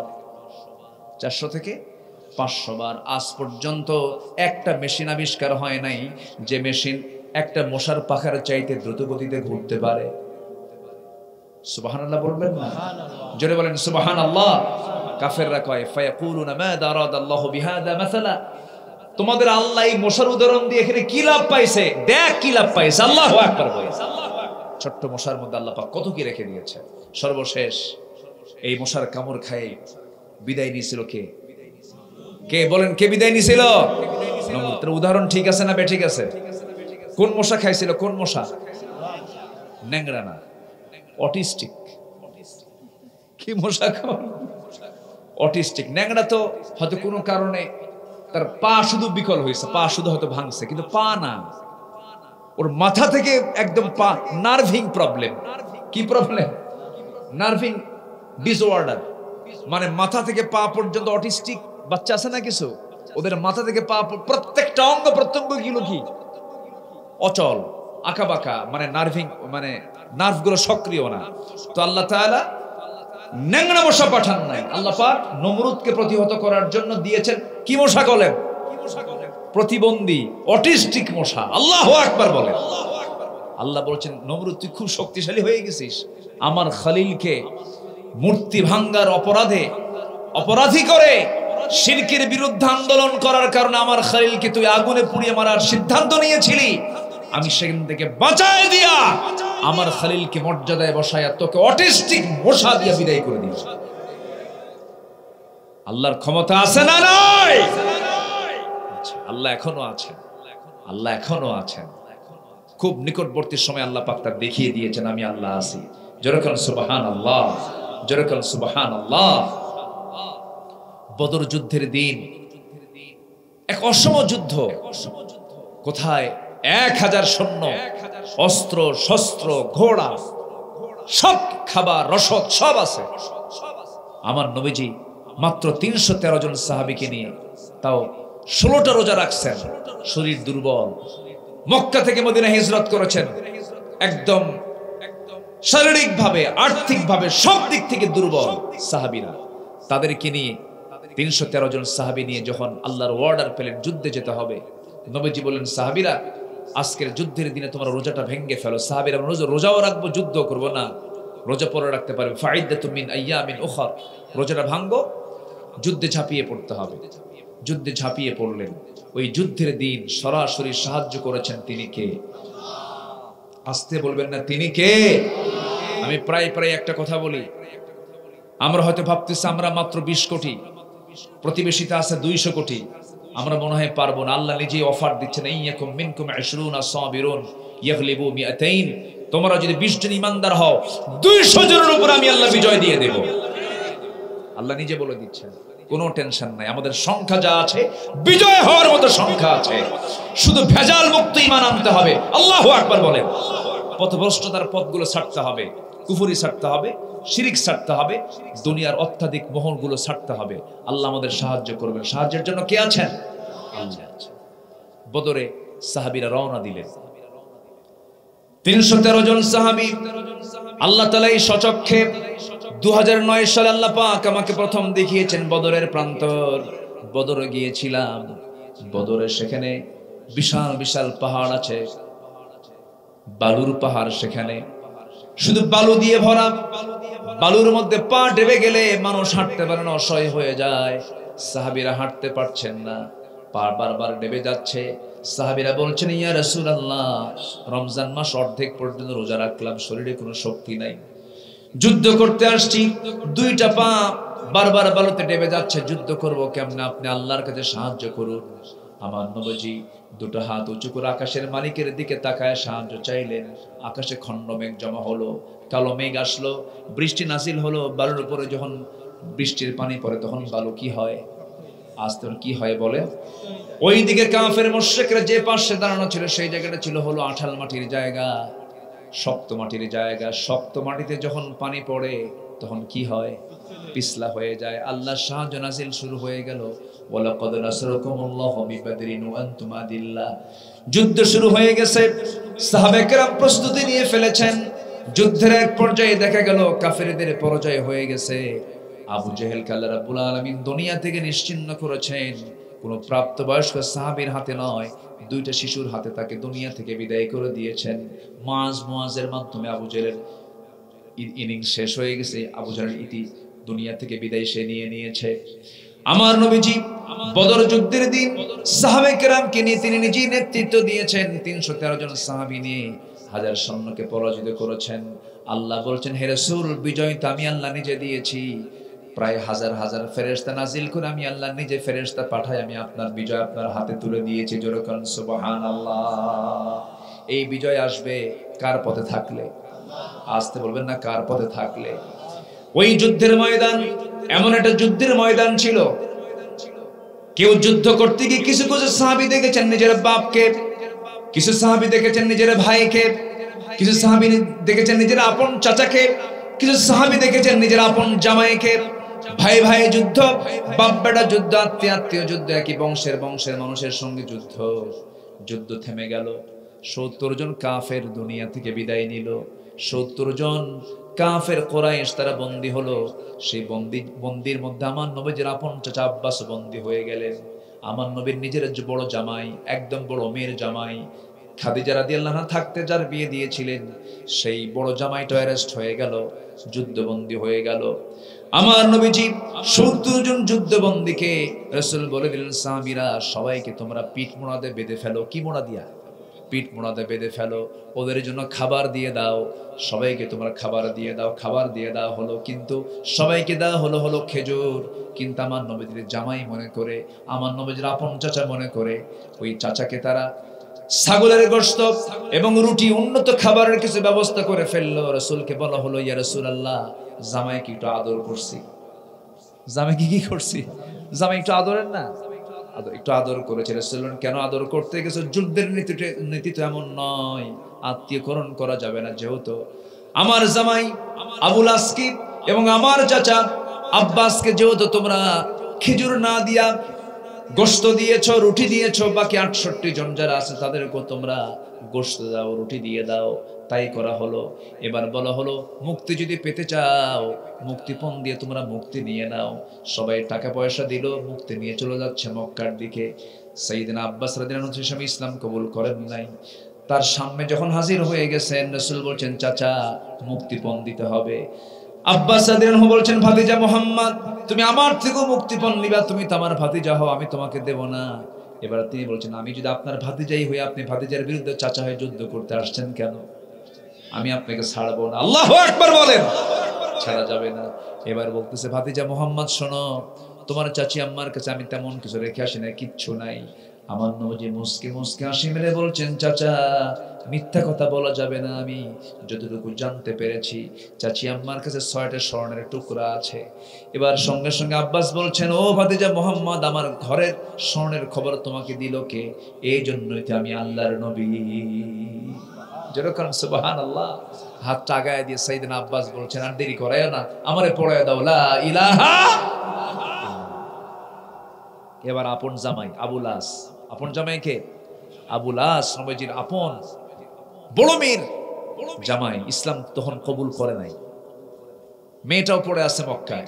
ইসলাম কাকে বলে দেখেন? ইসলাম আত্মীয়করণ করে না, ইসলাম ভাই ভাই পৃথক করে দেয়, বাপ বেটা পৃথক করে দেয়। রাসূল বলেন, আবুল আস, তোমাকে মুক্তিপণ দিতে হবে। আচ্ছা ঠিক আছে। মক্কায় খবর পাঠাইছে। মক্কা থেকে আমার নবীজির বড় মেয়ের স্বামীর মুক্তিপণ হিসাবে একটা গলার লকেট, গলার একটা হার পাঠায় দিয়েছে। প্যাকেটটা খোলা মাত্রই রাসূল সেই গলার হারটা দেখলেন আর কান্নায় ভেঙে পড়লেন। সাহাবীরা বলছেন, ইয়া রাসূলুল্লাহ, সামান্য গলার হারের জন্য বিশ্বনবী কাঁদে কেন? আপনি কেন কাঁদতেছেন? আমরা বুঝি নাই হুজুর, একটু বুঝায়া বলেন।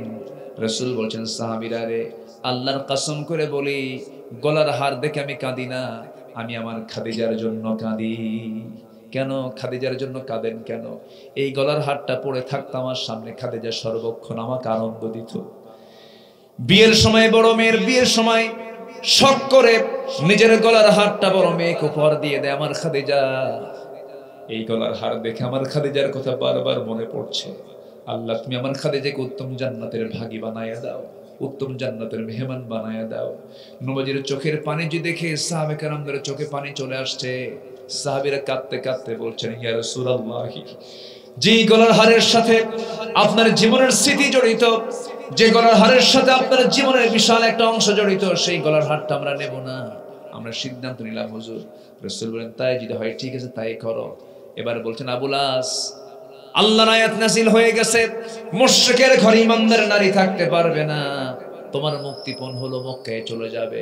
মক্কা যাওয়ার সঙ্গে সঙ্গে আমার মেয়েকে তালাক দিয়া আমার মেয়েকে আমার ঘরে পাঠায়া দিবা। ইসলাম তেমন একটা ধর্মের নাম, ইসলাম আছে সম্পর্ক আছে, ইসলাম নাই সম্পর্ক নাই। তালাক দিয়ে দিবা। তালাক কি ভালো? বলেন তালাক কি ভালো? কিন্তু এখানে তালাক ইসলাম আগে দরকার না তালাক দরকার? বলেন কোনটা আগে দরকার? ইসলাম আগে দরকার। সম্পর্ক রক্ষা করার আগে দরকার না ইসলাম রক্ষা করা আগে দরকার? তালাক দিয়ে দাও, আমার মেয়েকে আমার বাড়িতে পাঠায় দাও। তোমার ঈমান নাই, বেঈমানের ঘরে ঈমানদার থাকতে পারে না। আল্লাহু আকবার, আল্লাহু আকবার বলেন। আমার নবীজি বলে দিলেন, আবুল আস চলে গেছে। অনেক লম্বা কথা, সময় তো নাই। বলতে হবে, বলতে হবে। মাশাআল্লাহ, বলি আলহামদুলিল্লাহ। বলতে হবে, বলো, ঠিক আছে না? আপনাদের ভাষাগুলো খুব সুন্দর। বলো শব্দটা আপনাদের ভাষার গহনা। ভাত খেয়ে যাবেন বলো, আছে না? ভাত খেয়ে যাবেন বলো। আবার রাজশাহীর মানুষের ভাষার গহনা হলো অতিরিক্ত একটা শব্দ বলে, কোথায় যাচ্ছ গো? গো শব্দটা ওরা বলে। কি করছো গো? কোথায় যাচ্ছ গো? ভাত খেয়েছো গো? এরকম করে গো শব্দটা বলে। আবার নোয়াখালীর মানুষ আবার কেন বলে, ভাত খাবেন কেন? কেন? লক্ষ্মীপুরে যে বলে, লক্ষ্মীপুরে বলে হুজুর দোয়া করবেন যে, ভাত খাবেন যে, কোথায় যাচ্ছেন যে, সব জায়গায় যে বলে ওরা। ওরা ওদের ভাষার গহনা হলো যে, নোয়াখালী হলো কেন, তারপরে রাজশাহী হলো গো, আর সাতক্ষীরা কি বল। এটাই হলো ভাষার গহনা, ভাষার সৌন্দর্য। বলি আলহামদুলিল্লাহ। এই ভাষাগুলো কে দিয়েছেন? কে দিয়েছেন? আল্লাহ দিয়েছেন। সময় তো চলে যাচ্ছে সময়ের গতিতে। পথভ্রষ্টতার কারণ আমি কয়টা বলেছি বলেন? 10টা। মোট কয়টা বলেন তো? 10টা। নাম্বার 1 হচ্ছে কুফর, নাম্বার 2 হচ্ছে শিরিক, নাম্বার 3 হচ্ছে দুনিয়ার প্রতি অত্যাধিক মোহ। দুনিয়ার প্রতি যে মোহ থাকবে না তা না। আপনার যদি মোহ না থাকে আপনি ব্যবসা করতে পারবেন না। মোহ যদি না থাকে আপনি সংসার করতে পারবেন না। বইয়ের প্রতি টান যে স্বামীর নাই, সংসার হবে? তাহলে এই মোহটা কে দিয়েছেন? কিন্তু এই মোহটা জায়েজ। নিজের বউয়ের সঙ্গে যে আপনার আকর্ষণ, এটা আকর্ষণ জায়েজ না না জায়েজ? সেটা কি নিজের বউ না অন্যের বউ? নিজের বউ। অন্যের বউয়ের প্রতি আকর্ষণ আছে, কিন্তু এটা কি বৈধ না অবৈধ? ওটা হয়ে গেছে কম না বেশি? বলেন কি হয়েছে? বেশি হয়ে গেছে। অত্যাধিক মোহ, এটা হচ্ছে পথভ্রষ্টতার কারণ। নিজের বউ নিয়ে থাকো, অন্যের বউয়ের দিকে তাকায়ও না। অন্যের বউয়ের দিকে যদি তুমি তাকাওই যদি, তাহলে ওই দিকে না তাকায়া বৈধ পন্থা আরেকটা মহিলা বিয়ে করে আন। তাতেও যদি তোর কলিজা না ভরে, এরপরে আরেকটা, এরপরেও যদি কলিজা না ভরে আরেকটা। কয়টা বলেন? কয়টা? তাও অন্যদিকে তাকায়ও না। হ্যাঁ, ওই যে কয় খাতি দেওয়া লাগবে না বলতেছে। জি, ফাওয়াহিদাতান, এই যে এটা খাতি দেওয়া লাগবে না বললেন যে এটা আল্লাহর কথা। ফাইন খিফতুম আল্লা তাআদিলু ফাওয়াহিদাতান, তুমি যদি আশঙ্কা করো যে এই 4টার মধ্যে তুমি সমতা রক্ষা করতে পারবে না, সেক্ষেত্রে একটাই নিরাপদ। আলহামদুলিল্লাহ বলেন। আমার মায়েরা খুব খুশি, হুজুর ভালো ওয়াজ করছেন। একটাই ভালো, একটাই উত্তম। কে বলেছেন? কে বলেছেন? আল্লাহ বলেছেন। তবে হ্যাঁ, ফিতনা থেকে বাঁচার জন্য, নিজের জিনা থেকে বাঁচার জন্য, অথবা অসুস্থতা হয় কিনা বলেন, প্রবলেম হয় কিনা বলেন, যদি কোনো স্ত্রীর পেটে যদি বাচ্চা না আসে, এটা একটা কারণ হতে পারে। অথবা উনি মাযুর হয়ে গেছেন, এটা কারণ হতে পারে। বিভিন্ন কারণকে, ইস্যুকে সামনে রেখে আল্লাহ পাক এই অপশনটা রেখে দিয়েছেন। কিন্তু শুধুমাত্র যৌন চরিতার্থ উদ্দেশ্যে বিয়ে করা ঠিক নয়। এর জন্য অনেকগুলো দিক আছে, কারণ আছে, গ্রাউন্ড আছে। বিয়ে যদি করতে হয় 2টা 3টা 4টা, রাসূল বিয়ে করেছেন একাধিক। যে বিয়ে করেছেন, কুমারী না বিবাহিতা? কুমারী না বিধবা? বিধবা। তাহলে বিধবা কয়েকটা নিয়ে আসেন। বিধবা যদি নিয়ে আসেন তাহলে ভালো। এবং আপনার বয়সের চাইতে যেন 15 বছরের বড় হয়, এটা আরো ভালো সুন্নত। এটা আরো কি সুন্নত বলে? কি এটা কি মানে পিওর সুন্নত না বলেন? আপনার বয়স যদি 25 হয়, 40 বছরের একটা মহিলা বিয়ে করে আনবেন, এটার ভালো সুন্নত। সুন্নত সুন্নতি করে যে হুজুর রাসূল তো বিয়ে 4টা করছে, সুন্নত 4টা বিয়ে করা সুন্নত। তো 4টা রাসূল বিয়ে করছেন তো তালাক প্রাপ্ত করেছেন, বিধবা করেছেন, বয়স্কা করেছেন। এমনও স্ত্রী ছিল আমার নবীর জীবনে যাদের কোনো যৌবনই ছিল না, শুধু স্ত্রীত্বের মর্যাদা দিয়ে তাদেরকে ঘরে আনছেন। আল্লাহু আকবার বলেন। একটা ছায়া দিয়েছেন, একটা ছাতা হয়ে রাসূল তাদের পাশে তাদের হকগুলো আদায় করেছেন। তাহলে মোহ থাকবে নারীর প্রতি, মোহ থাকবে অর্থের প্রতি, সেটা তো হবে অবৈধ না বৈধ। নিজের সম্পদের দিকে আপনি তাকান, সমস্যা না। অন্যের সম্পদের দিকে তাকানো যাবে না। নিজের স্ত্রীর দিকে তাকাবো, সমস্যা না। অন্যের স্ত্রীর দিকে তাকানো যাবে না। অন্যের দিকে তাকালে এটা অত্যাধিক হয়ে গেল, এটা জুলুম হয়ে গেল। নাম্বার 4 হলো শয়তানের প্ররোচনা অনুসরণ যদি কেউ করে, সে পথভ্রষ্ট হয়ে যাবে। শয়তান বিভিন্ন চমক দেখাবে। শয়তান বলে লটারি ধর, কি ধর আছে কিনা? এগুলো কার প্ররোচনা এগুলো বলেন তো? শয়তানের প্ররোচনা। তাসের আসরে বসে যান, বেশিক্ষণ পরিশ্রম করা লাগবে না, ব্রেন খাটায় এনে জুয়া খেল, ক্যাসিনো খেল, এগুলো কাজগুলো করবি। শয়তান এগুলো চমক লাগায় দেয়। এই সমস্ত কাজ হচ্ছে পথভ্রষ্টতার কারণ। নাম্বার 5 হলো আল্লাহর আয়াত বিধিবিধানকে নিজেরা বাক বিতণ্ডা করবে, তারা পথভ্রষ্ট হয়ে যাবে। বলবে যে আয়াতের মধ্যে আল্লাহ এই কথা বলছে কেন? এরকম বলার লোক আছে না বলেন তো? আছে। নাম্বার 6 হলো অহংকার বসে আল্লাহর হুকুমকে যদি কেউ অমান্য করে, সে পথভ্রষ্ট হয়ে যাবে। নাম্বার 7 হলো জুলুম যারা করবে, সে পথভ্রষ্ট হয়ে যাবে। এই 16 বছর নিরীহ নিরপরাধ মানুষের প্রতি যে অত্যাচারগুলো করা হয়েছে, যে মামলাগুলো করা হয়েছে, যে হুমকি ধামকিগুলো দেওয়া হয়েছে, যে সমস্ত অত্যাচারগুলো করা হয়েছে, বিনা কারণে জেল খাটানো হয়েছে, কোনো দোষ নাই, বছরের পর বছর জেল খাটলো, বইয়ের হক আদায় করতে পারলো না, ছেলে মেয়ের হক আদায় করতে পারলো না, বাপ মার হক আদায় করতে পারলো না। এই সমস্ত বিশাল অপরাধের জন্য শাস্তি পেতে হবে কার আদালতে? আল্লাহর আদালতে। এগুলো পথভ্রষ্টতার পথ। জুলুম করা মানে পথভ্রষ্ট হয়ে যাওয়া। নাম্বার 8 হলো মানুষকে আল্লাহর পথ থেকে বিচ্যুত করার চেষ্টা করা, নিজেও না মানা, আবার মানুষকে না মানতে বাধ্য করে তাগুতের পথ যারা অবলম্বন করবে, এটা হচ্ছে পথভ্রষ্টতার পথ। নাম্বার 9 হলো নবীজির বিরুদ্ধে চারণ করা, নবীর বিরুদ্ধে কথা বলা। নাম্বার 10 হলো ঈমান আনার পর বারবার কুফরিতে প্রত্যাবর্তন করা। ইন্নাল্লাযীনা কাফারু বা'দা ঈমানিহিম ثم ازدادوا كفرا لن تقبل توبتهم وأولئك هم الضالون। ঈমান আনে আবার কুফরিতে যায়, ঈমান আনে আবার কুফরিতে যায়। আল্লাহ বলছেন এরাই হলো পথভ্রষ্ট, এরা কখনো আমার পথ কখনো পাবে না। এই 10টা কারণকে আমরা সামনে রেখে আমরা জীবনকে সাজাবো, সত্যের পথে আমরা অটুট থাকবো। নামাজ পড়বো কয় ওয়াক্ত বলেন? 5 ওয়াক্ত নামাজ পড়বেন। কারা কারা একটা হাত তুলে দেখান তো দেখি। 5 ওয়াক্ত নামাজ কারা কারা পড়বেন? জোরে বলি ইয়া আল্লাহ, আমাদেরকে 5 ওয়াক্ত সালাত আদায় করার তৌফিক তুমি আল্লাহ দিয়া দাও। জোরে বলি আমিন, আরো জোরে আমিন, আরো জোরে আমিন। সবার বাড়িতে মা বোন আছে না নেই? আছে কিনা বলেন? পর্দা করা কি? কিসের পর্দা? দরজার, জানালার? কিসের পর্দা বলেন? দেহের পর্দা। বলেন তো বাড়ির যে দরজার পর্দা দেখা যায় খুব সুন্দর, কিন্তু মোটা মোটা পর্দা, খুব ভালো পর্দা। কিন্তু গা ঢাকার জন্য যে কাপড় চোপড়, সেই কাপড় চোপড় কি মোটা কাপড় না পাতলা কাপড়? ডিজাইন সারানো, ডিজাইন সহ, ডিজাইন সহ। বোরকার ভিতরে আবার ডিজাইন লাগায়, বোরকার মধ্যে আবার আয়না লাগায়। কি লাগায়? আয়না। আয়না মানে আসো। এই সমস্ত ডিজাইনওয়ালা বোরকা পরা জায়েজ নাই। মেয়েরা এক কালারের বোরকা পরবে। কয় কালার? কালো, কাল গোরাব, কাকের মতো যেন দেখা যায়, এই জাতীয় বোরকা পরতে হবে। এরপরে পর্দার বিষয়টা পুরুষের জন্য যেমন হুকুম, নারীর জন্য তেমন হুকুম। মেয়েরাও পর্দা করবে, পুরুষরাও পর্দা করবে। পর্দা মানে শুধু কিন্তু পোশাক না, চোখের পর্দা আছে না নাই? আসতে বলবেন না, আছে না নাই? মন চাচ্ছে তাকাই, এরপর তাকাচ্ছি না। তাকালেই আমার চোখের জেনা হয়ে গেছে।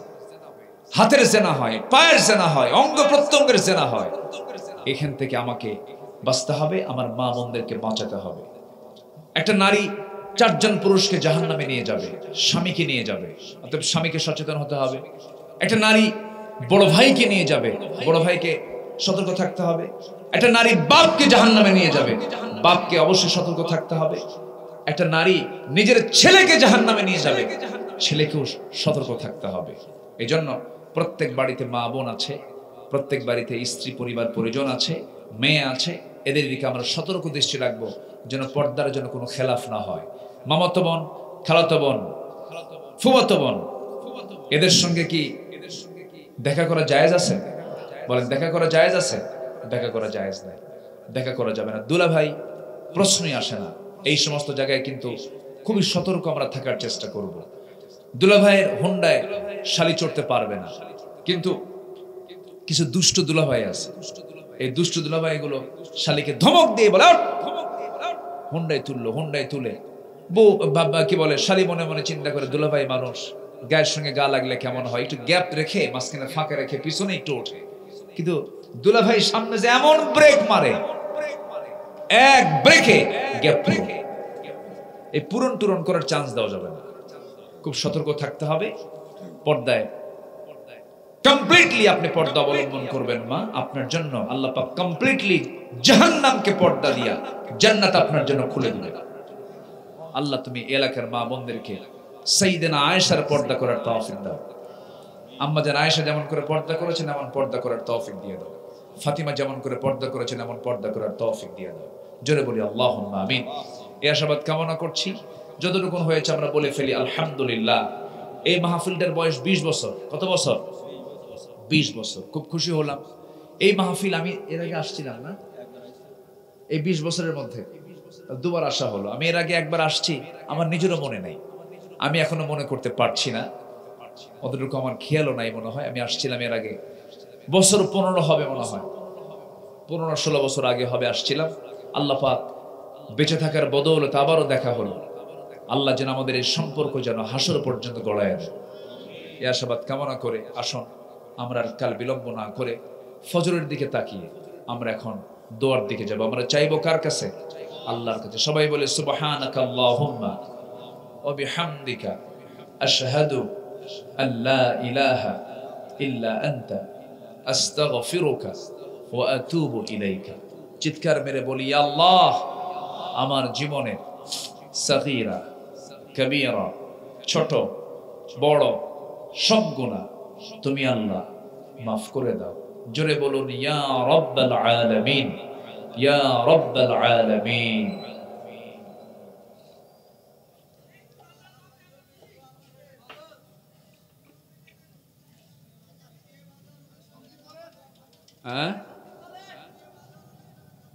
জি জি, আমরা নামাজের মতো করে একটু বসি, নামাজের মতো করে বসি সব।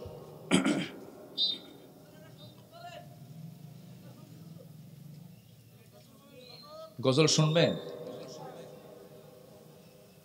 না? অনেক রাত হয়ে গেছে, আমরা এখন ছোট করে বড় করে, আচ্ছা মাঝামাঝি, এখন কিছু মাঝামাঝি। মাশাআল্লাহ, মেনি ম্যান মেনি মাইন্ডস না? যত মানুষ তত মানে মন্তব্য। জি আলহামদুলিল্লাহ। দেখি দেখা যাক, ছোট বলবো না বড় বলবো না, যেন কষ্টের কারণ না হয়। দেখা যাক ইনশাআল্লাহ।